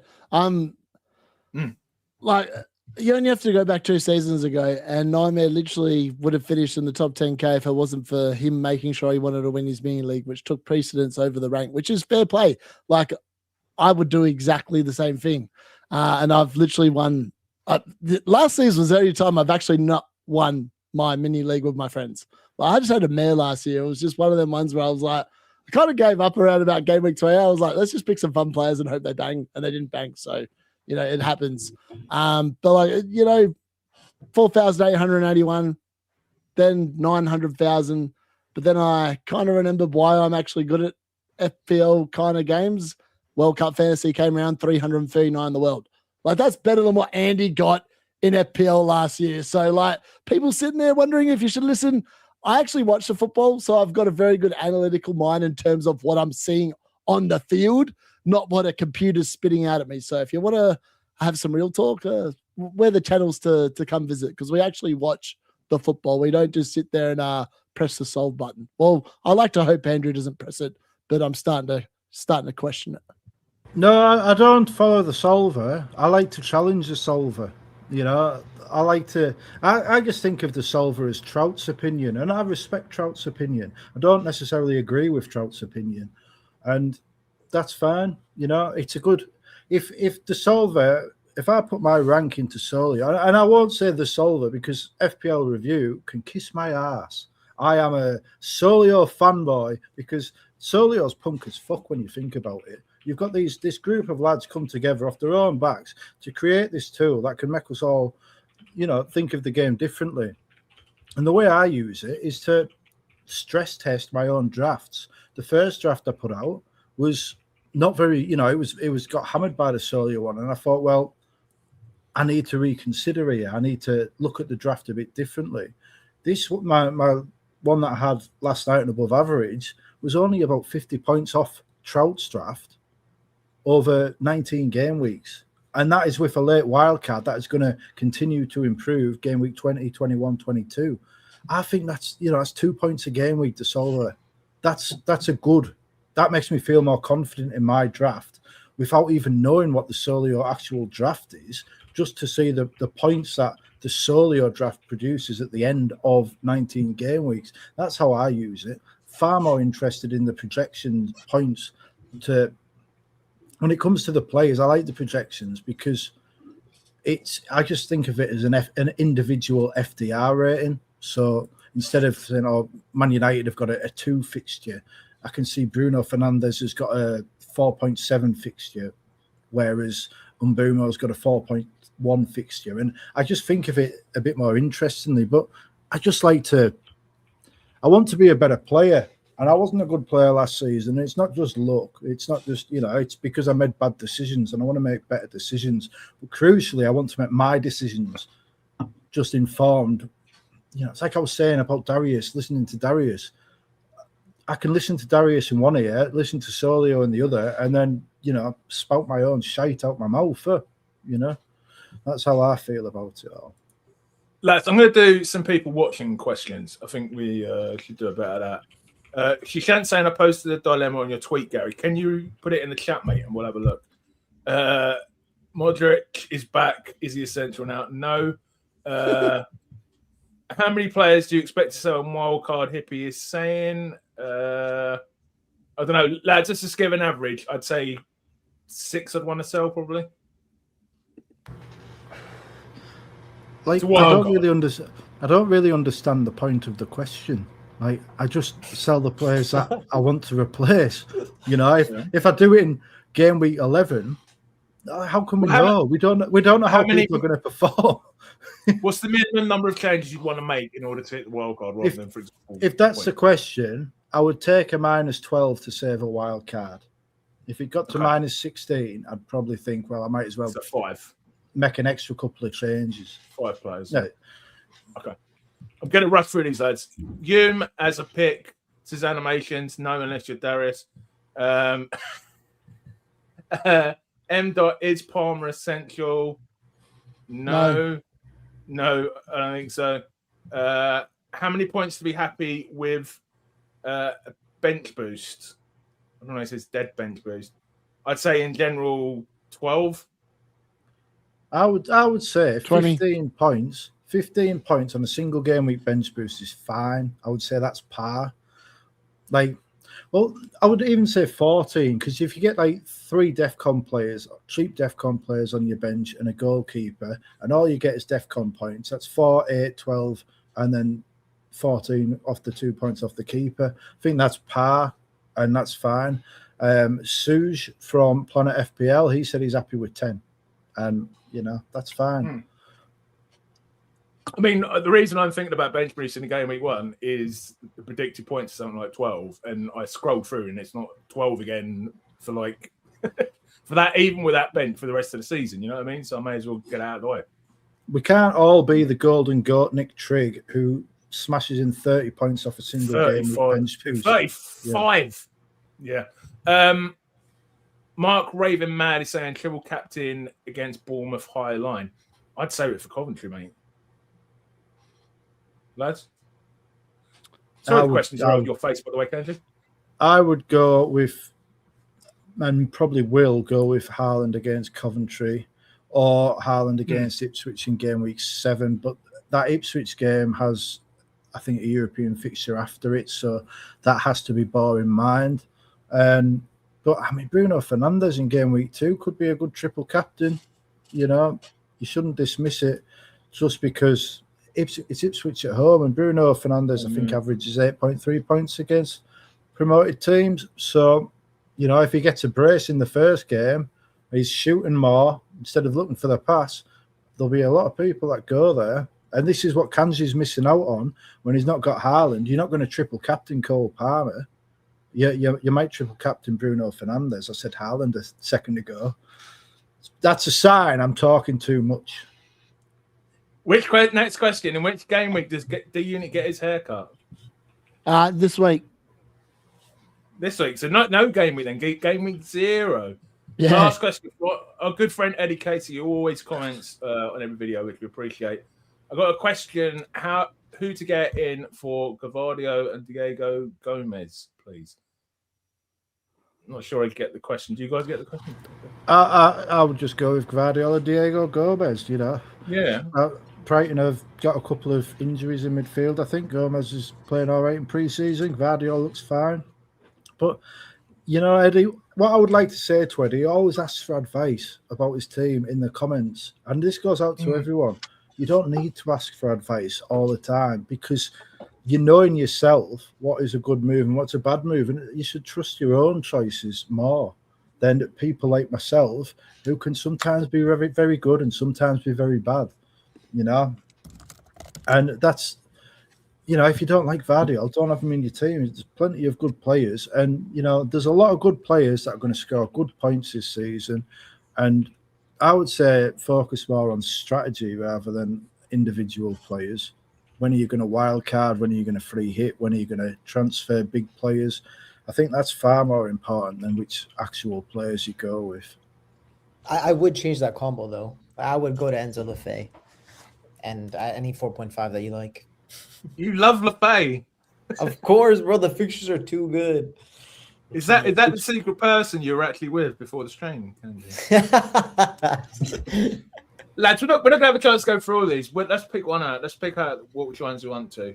Which players are the secret weapons? No, actually, I don't. Marcus Rashford.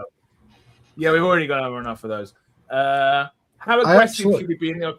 Go on, man. Why ask a question and then not give any of us a chance to answer? Yeah, what the hell? Then I thought we've already been through. We didn't press the red button. We didn't get Gary's permission to press the red button. I am actually quite intrigued by Andre Santos of Man United because if he can cement a place, then well, you might not be, but I'm not a Man United fan. I find your judgment on Man United quite hard to read, to be honest. We haven't kept the clean sheet all pre-season outside the Rosenborg Farmers League that I think they just sent out their second team because they were worried about their actual proper game that was going on during the season. Outside of that, we've not kept the clean sheet. Like, people are buying Shaw, they're buying Maguire, they're buying Le Mans, and this team is incapable of actually. They remind me a lot of Fulham, and this is a shout out to Colm, that they have good underlying defensive data, but they concede. Like, that is what Man United's defense is. Yeah, but Andre Santos is a midfielder. I'm interested if he can get the DEFCONs at 5 million, if he can contribute going forward. You know, but he doesn't do the tackling the same way as Casemiro does. Yeah, but can he get the interceptions and the recoveries? That's what I'm interested to see. I haven't thought so. The preseason games, I've watched them all. I don't think that he's going to get it regularly. I think Kiernan Dewsbury Hall's going under the radar. Yes, I think 6.5 million. He's got a really good opening run, And, you know, you look at these players like, if you, hang on, I'll just bring it up on my screen so I know what I'm talking about. Midfielders, points per match. Gibbs White, you'd be happy with Gibbs White in your team. Declan Rice, Bukayo Saka, they all got 5.1 points per game last year. Dewsbury Hall got 4.9 over like 31 games. 4.9 points per game. He was the fifth highest midfielder. Semenyo was above him. He's changed clubs halfway through the season. Bruno Guimaraes has just changed clubs. Like, I think Dewsbury Hall at 6.5 million could be a bargain. I really do. And, you know, I've got Elliot Anderson at the minute, but will I keep Elliot Anderson? If it looks like Anderson isn't going to start, I could easily switch to Dewsbury Hall. I would say the player that's like a secret weapon is going to be the right center back for Liverpool if they get a nailed down position. Are they going to have a fit center back, though? That's the question. Yeah, exactly. Who do you think is going to play on the wings for Liverpool, Kanji? That's what I'm interested in about. Because if Rio Ungamola starts at right wing, he could be starting. I think Gakpo will start on the left, Isak up top, and then I think a new signing is going to come in. Shut up, Darius. No, like legit, Cody Gakpo might go to Spurs. Like, there's been rumors that apparently he's going to go there. No. I know Liverpool fans are not a fan of him, but like the system with how direct Gakpo can be is actually so well suited for him. But let's not hype that because a lot of Liverpool fans don't like the player. Sorry, lads, we're supposed to be storing those questions rather than putting them on the screen. Could you imagine a world where Marcus Rashford ends up at Liverpool? Well, we need a right one, not a left one. Yeah, but if Gakpo goes... The last time that a player went from Man United to Liverpool, you have to correct me if I'm wrong. I'm sure it was about 35 years ago. Yeah, but it was a long time ago. It just doesn't happen. They don't go there. I feel like Hines wanted to go there, and Gabriel Hines back in the early 2000s, and Fergie actually sold him to Real Madrid so he couldn't go to Liverpool. Like that just doesn't happen, those moves. Yeah, like we expect higher quality than Marcus Rashford. No offense, dude. Mate, have you seen your left wing? You've got Cody Gakpo. Oh, we're gonna have Bradley Barcola in a few days, hopefully. Are you sure? Should have had Yan Diomande as well, but the guy picked Real Madrid instead, so it is what it is. What do you think of Gravenberch as an option, Kanji? I love that pick. He's perfectly priced. 6.0 is perfectly priced. I don't know what's going to happen with McAllister. I don't know where he's going to come in to take minutes away. But if Gravenberch is nailed, I think he's an excellent pick. Do you think he could end up at centre back? Well, they have played like that before. Konate would sub off and Gravenberch moves to right centre back. I've seen it, but I don't want that to happen because then we would just be getting destroyed from set pieces all the time.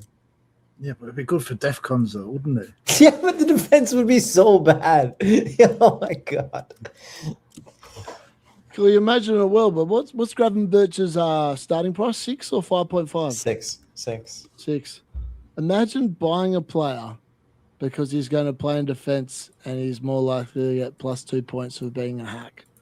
What has the game become?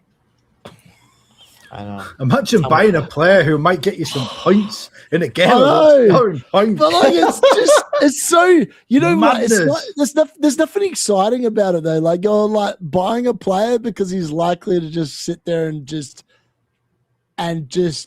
do crap things that no one goes to watch at a football game. Like, that's actually what we're doing, right? I'm not having that. I love a good tackle.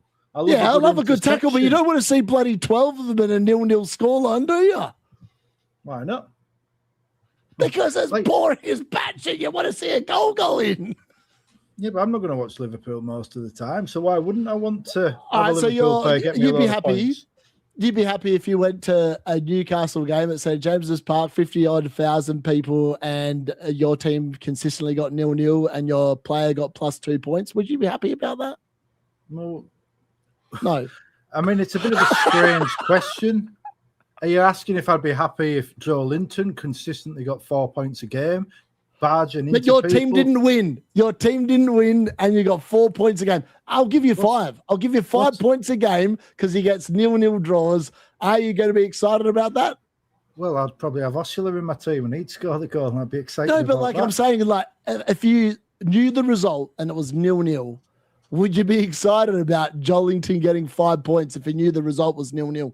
I don't really see the correlation between a 0-0 draw and an FPL game and enjoyment. I'd be excited when I look at my FPL team and there's more points. I'd be excited if Newcastle got a 0-0 away at Arsenal and that they absolutely. How about at home against Sunderland? Actually, that would be an improvement. That would be an improvement over the last 15 years. But let's go 0-0 against Hull. 0-0 against Hull at home. Would you take the 5 points of Jollington or the 0-0 at Hull? Which would you prefer? Well, I wouldn't. I don't really understand the point. Like, I feel like what you're trying to say is, should football be a game of entertainment? Yes. And should FPL also be a game of entertainment? Well, nothing's stopping you picking these mercurial talents that perform well 5 games a season. That's fine. But you can't build an entire team around that in FPL because those talents with the new rules. You know, you need £7.5 million to get them sort of players. You're not going to build a team of 5 million players. It's just the difference is now we can have 4 points from cheap players rather than 2 points. I don't think that's a bad thing. You know, like people say, oh, we never get to pick the centre backs. Well, now we can pick the centre backs instead of the full backs. You're more than welcome to pick Daniel Munoz for a short run or a Nico Williams. But, you know, if you now want to have players for the longer term and not be taking 12-point hits every few weeks, now you can get a couple of centre backs in and just have them tick over. Okay, Mr. Lewis Hall. Would you rather have a DEFCON player like to counter your question? What's exciting about having a team of defenders that are going to get smashed 4-0 every week? When you can't. Well, that's why I'm not picking a team of defenders that are going to get smashed 4-0 every week. You've got Try Hume in there, haven't you? I don't think Sunderland are going to get smashed 4-0 every week, though. Yeah, we'll see. Can we go to some viewer questions? Because this is supposed to be answered viewers' questions. I've got a few highlighted here. Thoughts on Dango? They signed Anthony, haven't they? Yeah. Apparently, he had some injury issue tonight. Potentially, Claire mentioned it in the WhatsApp chat before, so I just kind of remember that. I actually think Dango's a really good pick, but one to monitor. One for Kanji here. Before you move on, I actually think Brentford are really not a good pick. Like, they're opening fixtures to start against Spurs. Then they've got Leeds and Bournemouth away by game week 4. Like, they're tough games, Leeds and Bournemouth away. Are they? Then after that, it's Chelsea, Aston Villa and Liverpool. They're not good games. So you're talking game week 7 and you've had maybe one game where Brentford are going to be the favourites, and that's Sunderland at home, who, as Darius says, are not going to get smashed 4-0 every week. So I actually think... But they're playing Spurs, who finished 17th. They're playing Liverpool, who couldn't keep a clean sheet to save themselves last season. I think that's a very simplistic view. Spurs had the best defence, had a better defence than Arsenal over the last 7 games of the season. 8 games of the season, and they've spent £185 million strengthening midfield. They've brought in Senesi, they've brought in Van Heck. They've strengthened the spine of the team considerably with a much better manager playing a completely different style of football. So I think it's actually a bit of a simplistic view to say, well, they finished 17th, so they're going to be shit again. I'd agree with that. I don't think they will be. I just think even if they are, it's just not a fixture I'd be targeting. For, you know, because after that, Leeds away is a tough game. You can win. Teams often do, but I don't think it's a great game. And Bournemouth away, I think, is pretty similar. So I think Brentford, game week 8 maybe, but I think later on you look at game week 15s when it really opens up for Brentford. Mm-hmm. Let's have a Golden Donkey saying, why no love for Gibbs White? Yeah, I love him. Great pick. Yeah, the problem is like, I think Mark has designed some of these prices where Mark Southerns. I think he's designed the prices in a way where certain players that would have been excellent picks have just been overpriced this season. Like, I think if Gibbs White was coming in at 7, I think you'd see him in a lot more drafts. But at 8, it's very tempting to not go there. And like, if you look at him in terms of value, he's just not going to offer the same amount of value as Ndiaye if he stays, or Gross or Soboslai, or just just things like that. That's why you're not seeing him in draft, because people are reaching for Bruno, Gabriel, and Holland, and they're prioritizing their money in those positions. Gibbs White was the third highest scoring midfielder last season. The goals aren't terrible. Didn't go to the World Cup either. It was nice and fresh. Yeah, I mean, if you think 11, about... Sorry, lads. If we look at next 11's fixture ticker, we've got Leeds at home, 2 great goals, Liverpool away, 1 Spurs at home. Yeah, I guess it's not great, is it, until game week 5? It's up and down. It's up and down, right?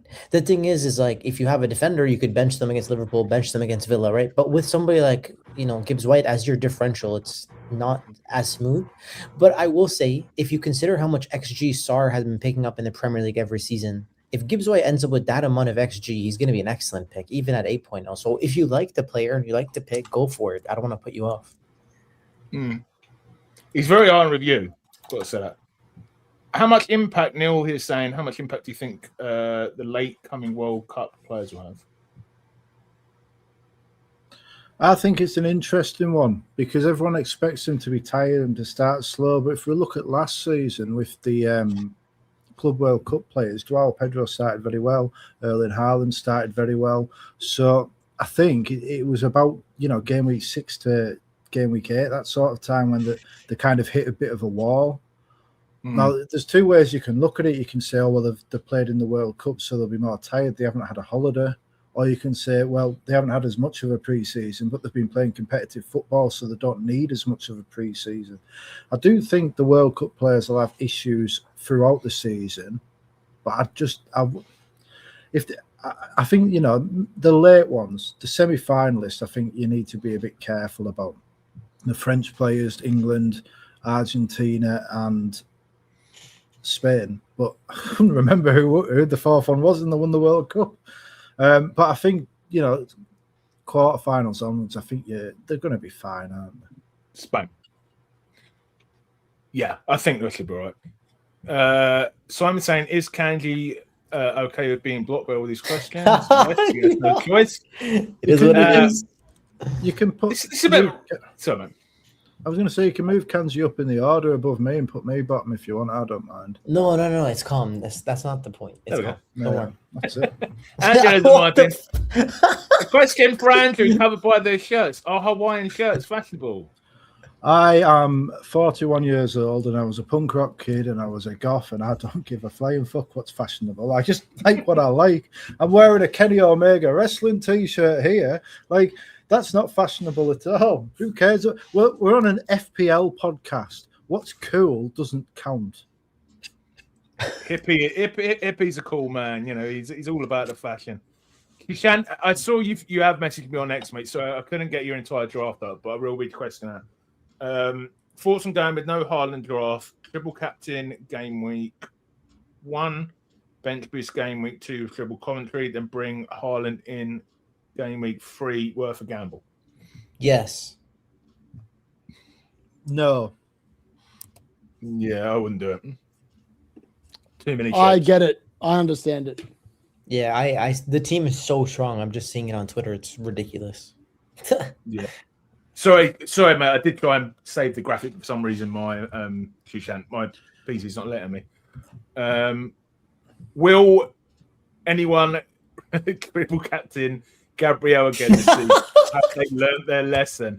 Well, I'm going to say I won't be, but I probably would get led into it. I think if you're waiting for an opportunity, game week 19, I'm not saying you should go for it, but game week 19, Gabriel's got Ipswich at home. Now, I'm not saying let's target Ipswich at home, but as a backup plan, there's people that'll not find a better opportunity.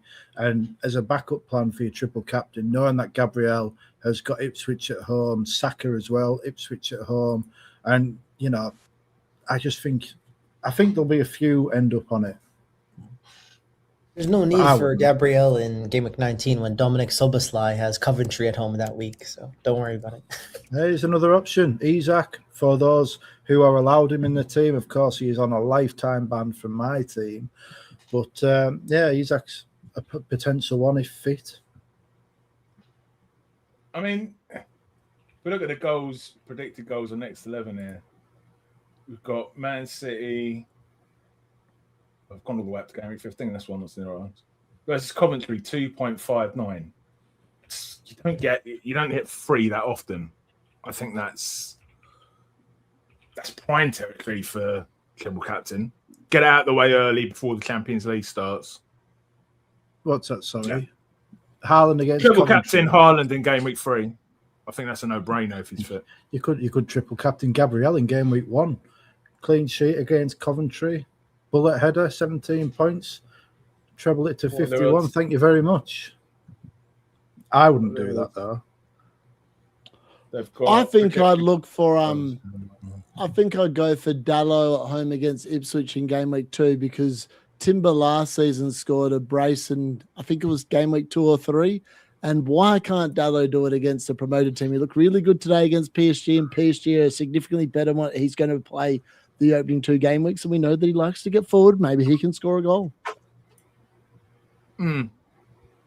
Johnny is asking, I don't really understand this question. Historically, how have the fixtures been at the beginning? I mean, I can say usually teams. Usually I think that would probably. I would say that probably refers to Bruno Fernandes starting slowly, and maybe, yeah. What I will say for that is he once started 5 years ago. He had Leeds, newly promoted Leeds on the first day, scored a hat trick. He's got 8.3 points per game against promoted teams, and he plays 2 promoted teams in the first 2 game weeks. And then he's an easy sell for Cole Palmer in game week 4 if you really want. So, go for it. Maybe even Semenyo in game week 3. People aren't talking about that as an option, but, if you don't trust Cole Palmer, you could sell Bruno Fernandes to Semenyo. Looking at that, Coventry at home, Sunderland at home, Ipswich at home, Man United and Liverpool away. Liverpool got no defence at the minute. Man United can't keep clean sheets apparently. So, why aren't people discussing Bruno Fernandes to Semenyo in game week 3 as an option? That's one I've just seen now. Phil Foden, baby. Frederick saying, what do you think of Watkins game week 1? Let's have a quick look at their fancy fixtures. Yeah, Brighton away, Arsenal at home. I mean, that's the thing, isn't it? They play Arsenal in game week 2. Then Hull, 9 Forest Spurs. He usually scores against Arsenal, though, to be fair. And Aston Villa beat Arsenal last season and got a draw from memory. Yeah, but Aston Villa have sold the best midfielder and the best attacker, so it is a different situation. And they've got Watkins is probably the best, isn't he? No, nobody's paying 116 million for Ollie Watkins. Morgan Rogers might be inconsistent from an FPL perspective, but from a football perspective, he's clearly Aston Villa's best attacker. Tielemans was the best midfielder, and also Onana, who got injured in the World Cup. He's out for a long time. That's a massive impact on Aston Villa, and I think they could go either way early doors. It might take them a little bit of time because Manzambi, I think he's got a bit of a knock, hasn't he? Last I saw. But he's young, will he be able to step in quickly? We don't know. It's an interesting one, but I think if you're spending 8.5 million, there's better players you could spend it on. Ollie Watkins has scored 65 goals in the Premier League the last 4 seasons. I'd argue he's probably their best forward.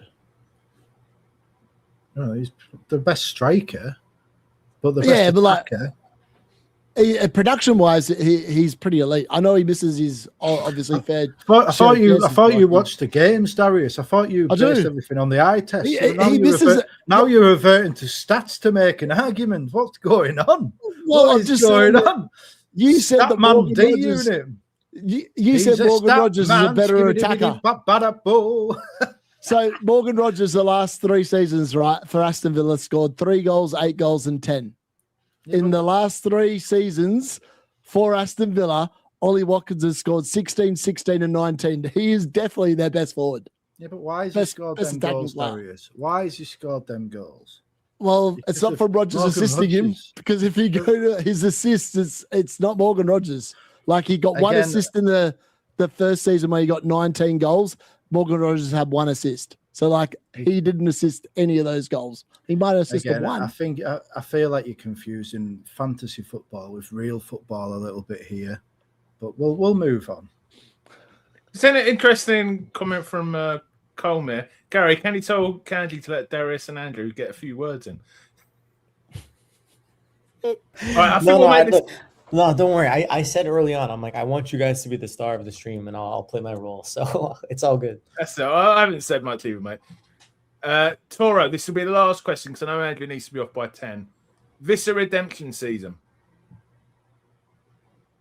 Kanji? No. You're the Newcastle. No. Well, who knows? You know, like Newcastle are so up in the air. There could be anything. There could be rock bottom, or there could be Champions League. Anywhere in between. We just don't know. They've sold the 4 best players in the last 12 months, and they've replaced the manager. They've brought in an unproven manager who has done very well in inferior competitions. Could he be great? Maybe. Could he be bang average? Who knows? Like Newcastle could be anything, and you can't really predict. You know, what I will say is right now they're 1-1 against Valencia, but I know Alanga has been injured. He got, a 2-foot tackle. They're actually 2-1 up against Valencia. So, Newcastle 2.0, as the chief executive calls it, are beating Valencia. And they don't have Lewis Hall. They don't have Fabian Schär. They don't have Lewis Miley, who could well be the breakout star of the season. And a Vista double. Is it a Vista double? Well, there we go. There we go. There we go. Get Osula out my FPL team. Bring me Calvert-Lewin and his guaranteed minutes and his pen share. A truly great man. 2 blocks above me right here. Values pen share and minutes highly. And that's what I'm going to go 3 blocks above you. do you honestly reckon, when you said, Andrew, last night when I was listening to you on Above Average, you said you thought maybe the investment fund had given up on us. Do you reckon that? Well, it would explain things, wouldn't it? Where's the stadium? Where's the training ground? Yeah. Where's the challenging of these rules that limit us in such ridiculous ways? They might as well be passive, because what they do is nout. Arsenal sponsored by Emirates, PSG sponsored by Emirates, and Man City sponsored by Etihad. We're sponsored by some energy drink company. What's that all about? Why aren't Aramco sponsoring us for 75 million a season or something? They're not trying. They just want to be part of the conversation. They don't want to take over, and I think that's reflected throughout PIF's other investments. They're selling stakes in that Live Golf, which have given up on. You're not seeing as many big high-profile events over there. The big signing in the football is Crescencio Somerville. There's no Ronaldo going over there. There's no big names going over there anymore. The Crescencio Somerville, great little player, but he's not a needle mover. I think Saudi have given up on the external world in general. I think they've identified that if they just get Mr. Beast over for a video a couple of times a year, they're going to get a much bigger audience than by wasting all this money on football and other sports. But yeah, I think they have given up. I never wanted them. I'm not entirely. I don't like them being Newcastle owners. I think the way that they run their country is despicable, and the day they leave Newcastle will be in a much better place for it, whether they're replaced by whoever they're replaced by, So I look forward to them being gone. I heard Mike Ashley is looking to rebuy the club. Oh, shut up. Oh, serious. I read it in the papers. Really? Oh. Mike Ashley is bullshitting you. Mike Ashley couldn't afford Newcastle now. He was looking at Sheffield Wednesday. What kind of a meltdown would the fan base have if Mike Ashley came back and said, I'm going to save you? I'm becoming a Sunderland supporter if that happens. Lads, I want to wrap up, but a couple of things to do. Andrew, I'm going over to you, mate, because I gave a bit of a plug for Next 11 beforehand. I mean, you've been using this app before I have. It's an excellent app, isn't it, mate? Can't believe you're getting me to do your ad plugs, Gary. I actually look. if you know Alex Volo, you know he's a lovely lad. You know, he does his team graphics and graphic design. He does a lot of the thumbnails in the YouTube community. He's got together with a couple of his mates to create Next 11 app, which is, you know, it's fantastic. You'll have used FPL Team before. Well, this has got a nice planner like that, but also it's got a lot of stats. And if you are averse to using solver sites, you can get your stats off Next 11 app. You've got the, you know, it's really good for the DEFCONs. I've used it a lot when I'm researching the DEFCON players, just to like stack them up. Like, I can't understand why the FPL site doesn't have how many DEFCON bonuses players got on the official. Like, this, Elliot Anderson got like 512 DEFCONs. Well, why not tell me how many DEFCON points he got? Because that's the key stat. I really like it for this. Yeah, I really like it for this, for looking at the stats. It's, you know, they've got the fixture tickers, quite a good one as well. Personally, I find the percentages being on the graphics, I find it a bit distracting, but it's a nice ticker. What Gary hasn't realised is when he loads it up, if he clicks, there's 4 arrows in the top corner there of the fixture bit. If you press that, it opens it right out and it looks a lot better. I don't understand what the graphs are, but this is a free site, you know. It's got a planner, it's got player comparison. It's good, and it's, you know, it's made for FPL players by FPL players based on things they felt they couldn't find elsewhere in the market. Go for it, and if nothing else, you'll get a lovely team graphic for your team reveal on Twitter every week. See, that's what I know. You do the promo so much better than I do, mate. Yeah. So yeah, if you click, yeah, it's because I use the tool a lot, Gary. I find it helpful and I like it. You know, well, I mean, some of us actually enjoy doing research and strategizing. Others just wait to get others wait to get Trig on the PubCast and just see what he thinks. Although there's nothing wrong with that. And if you want to come and watch the PubCast, you will get some great advice from Nick Trigg on Wednesday. And then, you know, work into your own team, much the way Gary does. Gary is the man of the people, and we love him for it. But it's an excellent tool. As Andrew says, it is a free site, but there are some premium tools, and you can get 50% off if you use the link in the description below. As Andrew says, I will be back with Trig on the PubCast on Thursday at 8 o'clock. And we may try and get none of the other PubCast lads can join me in Trig, so I may try and get a guest on. We will see. But lads, as always, also before we go, can I just quickly say that me and Darius and Trout from Solio, I'm trying to get a time where the three of us can get together to do a proper Sol versus Solio season preview. That will be live.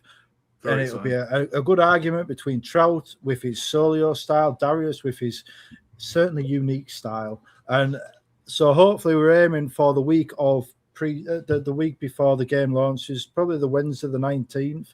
Gary's graciously offered to move the PubCast back a couple of hours to give us the time. So, you know, if you do enjoy Darius, if you do enjoy myself, and if you do enjoy Darius taking on the cartel, taking on the algorithm androids, the algorithm acolytes, you enjoy that, look out for the Sol versus Solio game season preview if we can pull it all together, which I would say it's about 80% likely to happen at the minute. So let's hope it does.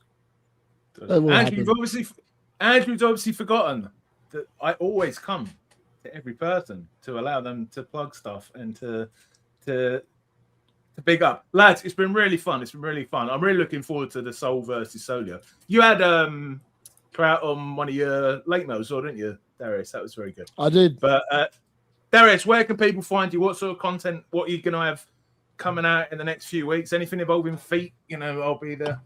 Probably not involving feet. I don't really like my own feet, to be honest. So they're probably not going to make an appearance on my channel. But come if you want to listen to something different, unique content. You're not going to sit there and get spammed out the old solver picks like FPL Review and Solio. If you want to go and watch some Solio stuff, go and watch Nightmare. If you want to go and watch some review and Solio stuff, go and watch Nick Trigg. If you want to watch just review, just see what Gary's team looks like come game week 1. It pretty much nailed them all. But let's be fair. If you want to see something real, something new, someone that doesn't rely on anything else other than his own research, come and watch me. And also, I can't wait to be on Nightmare's thing. I can't wait to talk to Trout about what he thinks about Liverpool's window versus United's window. Because for me, I think that they've both been atrocious. Like, I know that Newcastle have been absolutely like just stonewalled like players out the wazoo, but like, man, United's window for me has been atrocious. Liverpool haven't done much as well. I know that Kanji doesn't think much of their window either. And it's going to be interesting talk, I think. I'm looking forward to it. 100%. Should be really interesting. Kanji, before I come to you, I've just remembered I've actually remembered to shut the poll. So, I mean, I can only assume it's Saturday night, right? Everyone is probably had even more beers than me. Maybe the odd, you know what I mean? Who has the best game week 1 draft? If Unit, 40%. Andolio, 34%. Liverpool Goggles, 18%. The host. Gary didn't even crack 10%. Again, I lose one of these blood. I'm going to win one day. So that. It would mean more to me than winning one of these polls than it would win an FPL, lads. So thank you to D-Unit's cult for completely biasing our voting system as usual and making a mockery of the podcast. I'm only joking. Kanji, where can we find you, my friend? You can find me on Twitter at Kanji FPL. Lovely to chat with you guys. It's always a pleasure. Only a few days till the season starts? Like, when does it actually start? When's the official day? 13 days, 21st of August. Wow, damn. Time is flying. Time is flying. Hopefully United come through with the result for all of you that have got United and Bruno and all that. And I can't wait to cheer against Bruno in the first few weeks. It's going to be carnage. Anyway. When a Boomer gets a 15-pointer and Man United can see, I'll be like, oh my God, I am a genius. And exactly. Like, we're not going to listen to the Man United fans. The Man United fans been telling you all preseason what's going to happen. When Bruno gets Colm the assist is one of the few sensible ones in our audience. He voted for me. Thank you, Colm. Thank you, Colm. It means shout out to Colm. Charity. He asked a question as well. He's like, do you think Verts is going to be vindicated for being 0.5 more than Soboslai? Like, I think Verts is a good pick, but like Soboslai is the obvious one. Like, he has the high floor. But what's the obvious one? Why is who do you mean? Bro, Darren's just so blind, brother. No, like you're factoring in, like, look at his goals last season. Actually, I'm going to pull it up because I don't want to get the stats wrong.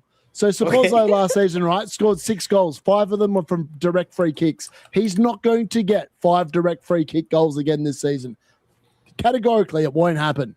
Like, sure. I'll put my hand on a hat and say that is not going to happen. Yeah, sure. So, like, he outperformed his XG. He's actually a really poor XG performer. Like, when you consider that 5 of those 6 goals were free kicks, the XG on them would have been ridiculously low. So he got 1 goal from, like, the rest of the XG, which is really massive underperformance.